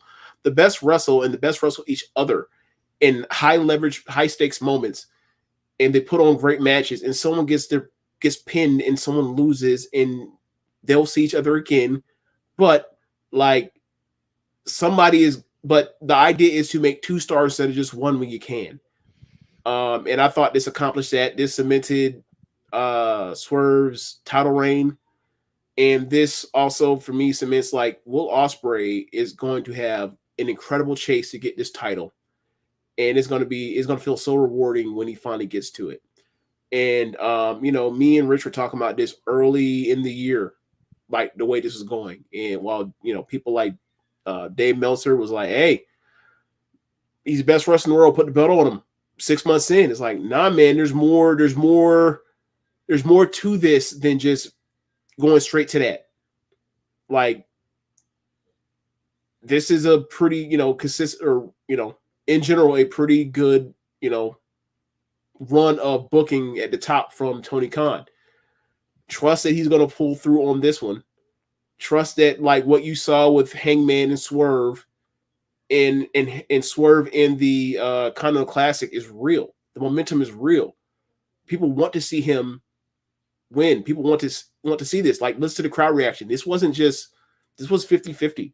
This was the crowd chanting for Ospreay and chanting for Swerve. And at the end, the person that's champion gets their biggest win with the title. You can take off your asterisks of it's a transitional championship, whatever assumptions you had, you were wrong. And also, for those that also thought that for a different reason, you should also feel like a dumbass because it made no fucking sense that Will Ospreay a British guy, was going to win the top title a month before the biggest show they have of the year in London, England. It made no sense for people to think this was going to happen, but people thought it was happening. Like, I understand there's a lot of goofy shit that goes on at AEW. It's like any other wrestling promotion. Things fall through the cracks. That ain't something falling through the cracks. That is something falling in a sinkhole into the earth's mantle, into the core. Like, no. So it didn't happen. Everything makes sense. And they went for the idea of, hey, let's try to make 2 stars instead of 1, or cementing 2 stars instead of 1. And I think they accomplished that. And I thought this was one of the best matches of the year. And I love the match. And I can't wait to rewatch it. And I rarely rewatch anything these days. 5 stars, absolutely. This was, as James mentioned, like the race to the spot with these guys. I felt like Swerve was by far the most over person on the show. Like, this match, the reaction to it, the aftermath, the execution of the match was all proof of the hot, solid feud that they built with each other with very traditional means. You have something I want. I'm protecting something from you. I am basically going to exploit part of a weakness of you that you don't know you have yet. With, the thing with Ospreay's like mentality, Swerve's gonna make it personal. They did a lot of angles on this thing. Swerve cut a lot of great promos in the lead up to this thing. Ospreay cut a lot of great promos leading up to this thing to like make you believe in them. And this is just like, when you think about the best AEW title matches of all time, this is right at the top, baby. Like, this is a lot of people are saying this is a definitive win for Swerve for his title reign, and we know the suckers, the hoes, the lames that was talking down, that was thinking it was a game, that thought he was coming off it in 2 months, that we're going to make the Hangman program mean nothing if we just yanked it from him just because, 5-star match, man, go boom, the line go up, like the thing with Will Ospreay, this guy is the most sensational wrestler in the game. There's no taking away from him. There's no denying it. There is much more room to get something out of him over 18 months than it would be over 6 months. This is just math, really. And on One Nation Radio, we tend to embrace math, not reject it. Like, when you can make more money off throughout the long run of this thing and like still keep what Swerve has going, like, you use Ospreay to build Swerve up and like give like Swerve like the biggest star in the world last night. He looked like Flair Thez last night. Like, it looked like the way he was operating, like, came out new gear or whatever, huge entrance, like, and then like you see it was like he was leaping off the screen. Like, it was like, of course this is the fucking champion. Like, that's what it, like, when I saw them in the ring together, I think it might have taken a lot of people time to realize it was like, oh, this is not some like walk or a lay down for Ospreay, like they're just thinking like Ospreay's just so much more over than everybody. He's not, at least in the case with Swerve. Like, Swerve's over as fuck. So it's like Swerve was so over that the person that the promotion was built around in their chase, they turned him heel in the long run. Like, to think that for people to come around and be like, after seeing what's happened over the 3 matches between Adam Page and Swerve, right, and their feud since Wrestle Dream to Dynasty, or not Dynasty, but Revolution, to think that like Will Ospreay was going to come in and the crowd was going to love him inside of 6 months to the point where like they just have to change his title. Like it always was a head scratcher to think that. I don't give a damn how good Ospreay is, and I think he's the best wrestler worker in the world. No. Yeah, and it's like when you look at it like this, just enhances what Swerve has going on. Obviously, you know, he's done well like with the wrestling.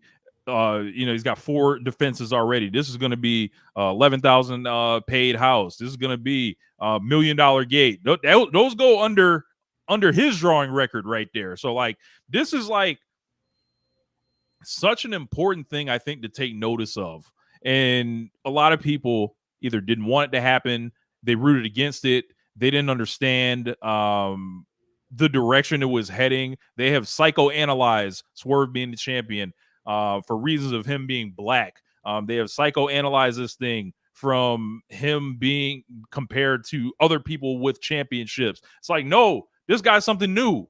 You just got to take the ride. You got to sit there with it, even if it ends at Wembley Stadium. Even if it ends like, you know, after that, you got to look at like what has happened so far. It's like he's stamped forever right now. Like this is like how you turn somebody into somebody that will always be valuable for you. You talk about AEW, right? And what those letters activate inside of wrestling fans. This guy, Swerve Strickland, embodies that shit.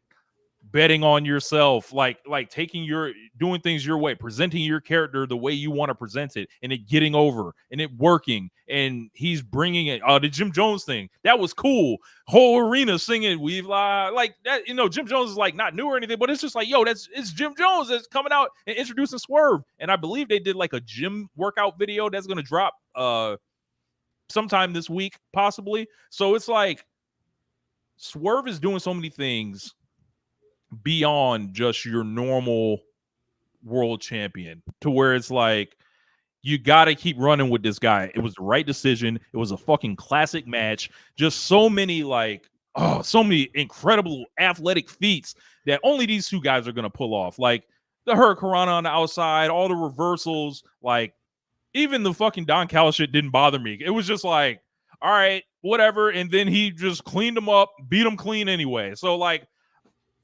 I'm so impressed with this. Like, and largely like, you know, I try to stay like I don't want to know what's happening. Like, I just kind of want to watch it or whatever. Obviously, anybody's listened to this show knows I'm really good friends with Swerve and stuff like that. But I'm like, you know, I send them the motivational messages before the pay-per-views, stuff like that. And when I see these shits pay off, it's like, I trust no one else more than him right now to make this shit ride.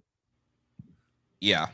I mean, this is exactly what AEW needs. This kind of main event. We need more of 2 top guys having a personal issue, wanting to prove that they are the best wrestler in the world and going out and doing it. I feel like that was the essence of what AEW was built upon, and I think over the years they've kind of slid away from that. And I think this is exactly what this show needed, what the main event needed, and that just proves you like how hot this match was. Like the crowd was locked in for this match. You know, people complain, "Oh, the show is so long." People by the end of the show, they're going to be tired. Yeah, it didn't matter. It's the same 4-hour fucking show, people.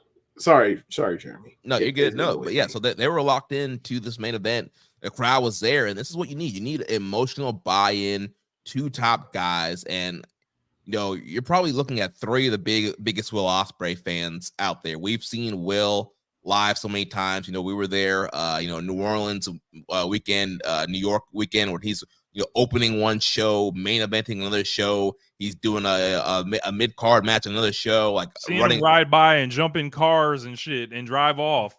Yeah, literally jump out of one Uber to go to one building and then jump in the Uber to go back to another building. Like, he's incredible, and I get it. Like, I love Will, and I know that a lot of people, you know, talk all the special guy. They wanted Will to win this match, or thought he was going to win and go into Wembley as champion. And as you point out, James, like, it didn't make sense from a booking standpoint to have him win. But I do think that they did a great job of building Will up to the point where people are like, "Oh, he's on a hot streak. He can win. Maybe he defends the belt in Wembley instead of winning it." You know, he's 18-0. going into the match. I thought they did a great job, at least heating Will up. And there's people who still going into this match or thinking, I saw on Twitter, oh yeah, Will's winning 100%. No way Swerve's winning. And, you know, surprise, surprise, you know, Swerve gets a big win here. And I think that people underestimate how much Swerve has been built up, how much work he has done. Like, great example you mentioned, James, like the whole Hangman Page feud. Like Hangman, one of the top baby faces of the whole promotion. That would be like if somebody turned Hogan heel in the 80s when he was on his hot babyface run. Somebody came in that was so hot and like could turn Hogan heel in the midst of that hot babyface. It was Austin and Brett. Look, man, Swerve. Yeah, right. Like Swerve got that. Look, Swerve got that man at the house drinking again. Yeah. And the crowd loves him. Like, he has a connection because of this, you know, coming in, willing to work with anybody, seemingly, doing a tag thing, one of the best tag team runs with the belt. And then, you know, the run towards this. Like, this was all, you know, this is all like, this is the crowning achievement. It's a crowning achievement. And like, we don't know if this is the end of the crowning achievement. It's like, we'll see. But like, there was clearly like somebody saw something in him and decided to go a direction with it. And like, this was all put together over that time very, very fucking well, in a way that like you almost can't even predict things going that well because of how he performed, how his opponents reacted to him, how these things came together.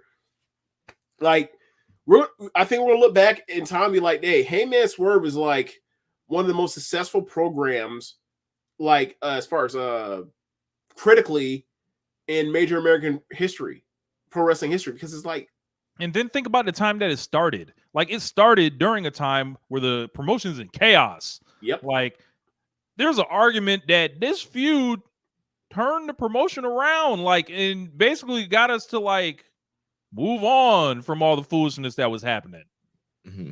Or at least made it to where like you can watch and not feel like you have to think about that in the back of your head. You just watch it again. Yeah. Right. Yeah. And yeah, man, like, I just think that like Swerve now, like, he has two rivals now. He has two rivals. Like, it will be a time where Ospreay wins this thing and he will get a win back from Swerve. There will be a time where he has to see Hangman again. And I think Rich was talking about this when like the Willow and Mercedes thing was happening. It's like, this is going to be about like the chase for Willow, and then she's going to see Mercedes again, and she's going to get the win over Mercedes. It's going to feel so satisfying because you went through, you know, that. But this is on the higher level because like this is the main event, and like this Swerve has been around in your face for a lot longer than Mercedes has been in AEW. You know what I mean? Like, it's just there's so much more weight to it emotionally, or as a person, as watching this as a pastime. And yeah, I can't wait to see where Swerve goes with this. Obviously, I think, you know, blood and guts, obviously, against the Elite. I can't wait to see what this thing is when Hangman comes back.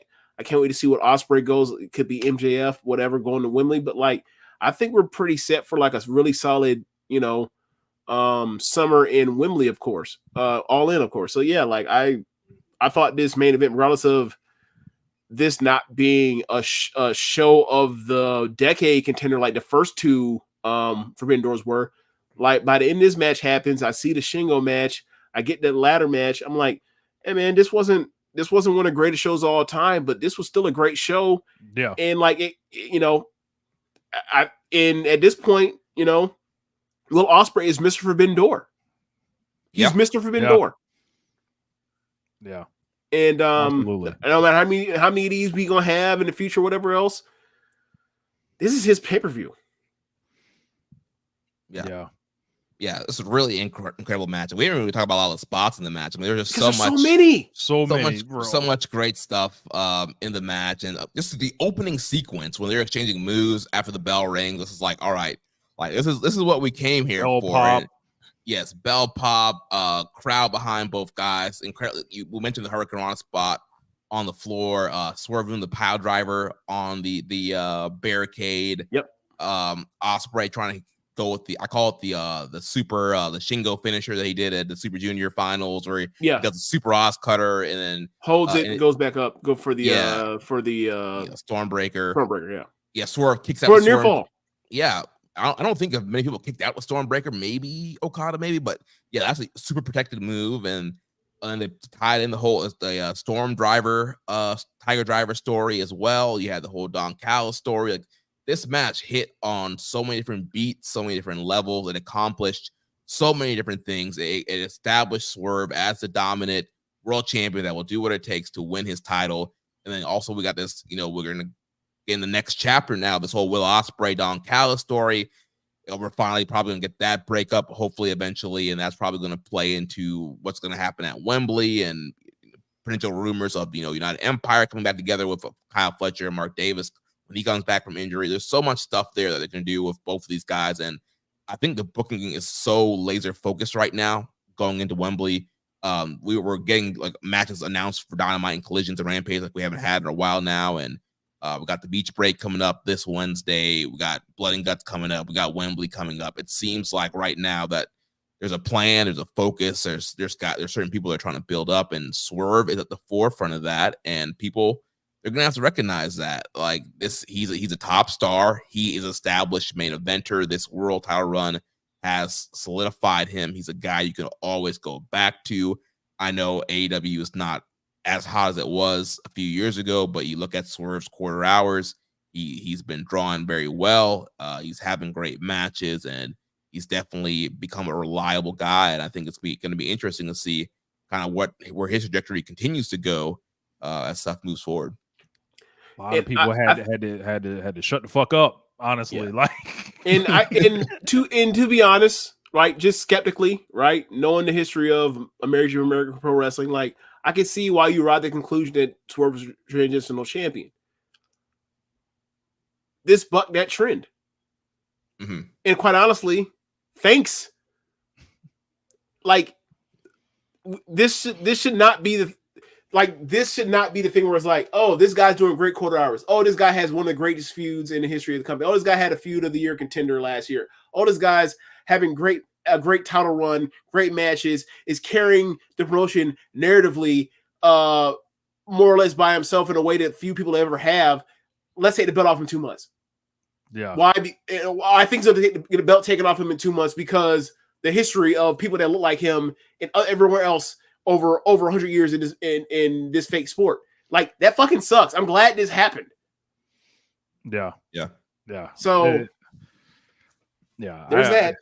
Like, I can't wait to see what all the final numbers look like for the pay-per-view buys and everything, because this, like, when I think about what I want AEW to be, I want it to be Swerve versus Will Ospreay. I want it to be in this style, guys going at each other like in their primes, doing business, and it just seems like we're set for like a special time with like the guys that they have around, like, and you add Takeshita in the mix, you add Hangman in the mix, like there's so many like great matches that are right there. And I don't know, man, a lot of people don't like this company for whatever reason and shit like that, but it's like, look at the wrestlers, man. Like, I don't like, it's just too much, man. It's too much.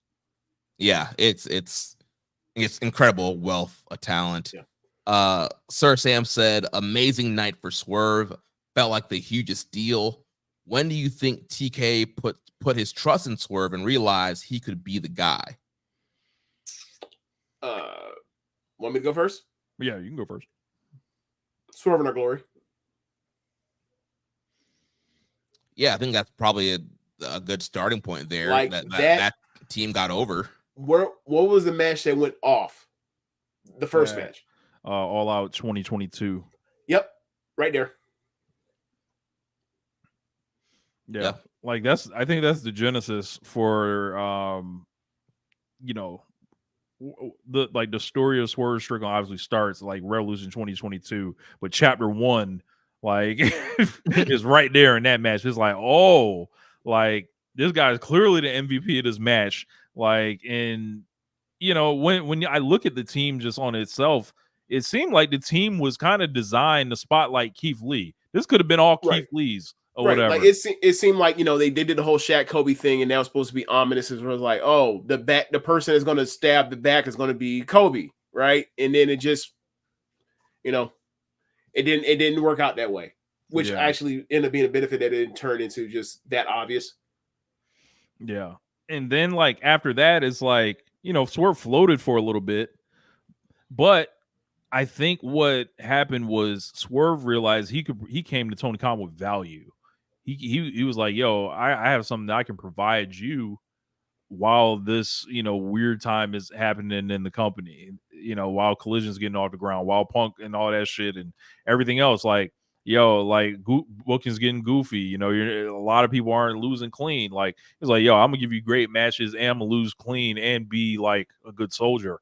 So like the summer of 2023, like, or the spring into the summer was also a huge part in gaining Tony Khan's trust. And it was like, all right, we've given you this, you've done well with it. We've given you this, you've made this person look good.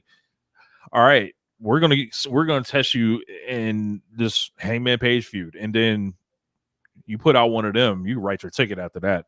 Yeah, I mean, also I'd also point out like the stuff he was doing with AR Fox, Nick Wayne, and Darby was also like for a mid card thing that was really well done. It ultimately didn't work out because of the stupid visa thing, but yeah. I feel like that Wembley match too. Maybe it wasn't the starting point, but I feel like put his ass in the casket. Being in there with Sting and Darby, and I think you mentioned, Rich, like how Sting kind of really got some respect for Swerve. Yeah. After that match, I feel like that was another kind of foundational moment of, all right, like Swerve can be in there, he can take care of a guy like Sting. There's heat there with him and Darby. Like that was a great moment there. And then also we've talked about the Hangman feud. Like that was obviously I think probably the big solidifier there. Like, all right, we can get this guy in a money program that draws, and that's going to kind of captivate the audience. Yep, like that's one of the biggest feathers in Hangman Page's cap ever. Like he helped make a guy. Yeah, unquestionably. You know, you CM Punk fans. Sorry, man. Like, sorry. Like, I look, I like CM Punk still. The whole thing about he's an empty-headed dumb fuck. No. No. Categorically wrong. You know? Like when that heel turn happened at the beginning of this year, he did Bret Hart better than the Bret Hart merchants. Yeah. Oh man. So that's Forbidden Door. Swerve, he gets the win over Will Ospreay, celebrates him and Prince Nana. He shows respect to Will after the match. That was a big deal there to kind of establish, like, all right, Swerve is still a babyface, but in the match, he had to go to work. And the bell's over. Like we can be boys again. You did a great job, Will. And so the next chapter of that's going to come with Will, and he's got Daniel Garcia this coming Wednesday on Beach Break for the international title. So we'll see where that goes from there. We had a question here for Staleburger Bun. Judging by the Forbidden Door results, which current NJPW guys are getting signed by Tony next? This is what we're doing. We're really going into the nasty work that quickly. Pay-per-view ain't even been over for 24 hours, and that's where we're going straight to. Who's next to be plundered? Staleburger Bun, a negative man. Hey, negative man. I've seen your work in the forum, sir. Hey, negative man. Oh, man. Not playing with you. Yeah, on Observer, Tony Khan sounded very high on Tsuji, so. Yeah, he did. Yeah, that man sounded like he was real familiar with Tsuji. How about that? Look, you want to get nasty? I'll get nasty too. How about Yoda Tsuji? How about Shingo Takagi? Maybe we bring him over next. How about Hiromu Takahashi? Man, yes. They do that. They may as well even from fuck Forbidden Door. It's like, hey man, this is just anyway. So out of New Japan, right? Out of New Japan, right? I mean, obviously he loves Saber. Yeah. So I mean, I don't think I don't know how Saber's motivated or whatever else. But if he had the opportunity to sign Saber, I think he absolutely would. Definitely, yeah. Yeah. I know one man he is not signing. Tetsuya Naito. I thought you were going to say Evil. Evil Watanabe. Evil and Sonata safe. They real safe. Yeah, y'all will have them for years to come. Fret not, keeping a strong style. Can we get the Evil logo? You know, to keep it strong style. You know, bro. Can we get the Sonata? What is it? You know, it's on with the ear. You know, we need that silhouetted. You know. Damn. No. Remember the double belt pose after he beat Naito? Yes. Put that in the silhouette. Just one of the nastiest photos to ever exist. I remember when that shit, I was like, this can't be real. They really did this? Just fake. Oh, Gabe Kid's on the radar too, by the way. Oh boy. Well, all right, well, Jack said, please get off my boy Evil. Look. You ride for Evil in public like this? Hey, had an opportunity to sit next to Dex at Windy City Riot. Shout out to Dex, long time commenter on the YouTube channel for all the shows. Shout out to Dex. Yeah, but his love for Evil and House of Torture was like we gotta change that up, Dex. I don't get it. I don't get it. Oh man, it ain't for me to understand. Oh man. Well, that's Forbidden Door, guys. We've reviewed the show. For all the Keeping It Strong style listeners, I'll probably come back later this week with a Donovan Digest on the Patreon to talk about some of the other New Japan stuff that we didn't cover here tonight. But you know, this is our Forbidden Door episode, our Keeping It Strong style One Nation crossover. You guys have anything you want to plug coming up? I mean, Rich, anything? Check out the merch site, onelifetimeworldwide.com. You can get your One Nation Radio merch on there. Get One Lifetime merch. I want to support my brand and all that. Listen to One Nation Radio for sure. If you guys enjoyed this and come through, like we be clowning. We do the late night Monday live stream. Yeah. So after Keeping It Strong, so you just slide on through to your boys. Double header. Yeah, like about normally around this time we be about maybe 45 minutes in. Yeah. The late night. Yeah. But yeah, and you guys who are watching live, Keeping It Strong style over on our Patreon, patreon.com/KI Strong Style. We do the weekly stream there on the IWGP tier. If you're on the grade 1, I've been doing a lot of bonus audio in the middle of the Dominion Deep Dive series, reviewing every Dominion main event. Episode 3 came out recently. I'm planning on recording episode 4 this week, 2012, Okada Tanahashi. I'm also doing news updates, Donovan Digest behind there as well. So check out the Patreon, patreon.com/KI Strong Style. You gonna say something, Rich? Oh, no, I'm chilling. All right. Well, yeah, I think that's going to wrap things up. So yeah, make sure you like, comment, subscribe here on our YouTube. We are getting very close to monetization on here with the YouTube numbers. So hit the subscribe there on the YouTube. Get us to 1K subscribers. We need 1K. Yeah. And so, yeah, maybe we'll do some more live stuff on the YouTube as well. Seems like we had a lot of people here on the chat as well. So we'll have to do some more YouTube stuff as well, live for free for you guys as well. Yeah, that'll be dope. And, we can, I don't know, we can open up the merch store while it's live. Maybe I'll slash some prices while it's live. Fire sale live. Let's go. Put that Triple H shirt up on. Oh, my God. We do that. That's gonna be all timer, baby. Look, the day I pop up on the stream, I'm letting y'all know right now. I will pop up on the stream with the new Triple H merch. That's it's nasty. All right, guys. Well, that's going to wrap it up for James and Rich. I'm Jeremy. You've been listening to Keeping It Strong Style and One Nation Radio, and we will catch you guys next time. Peace. Later.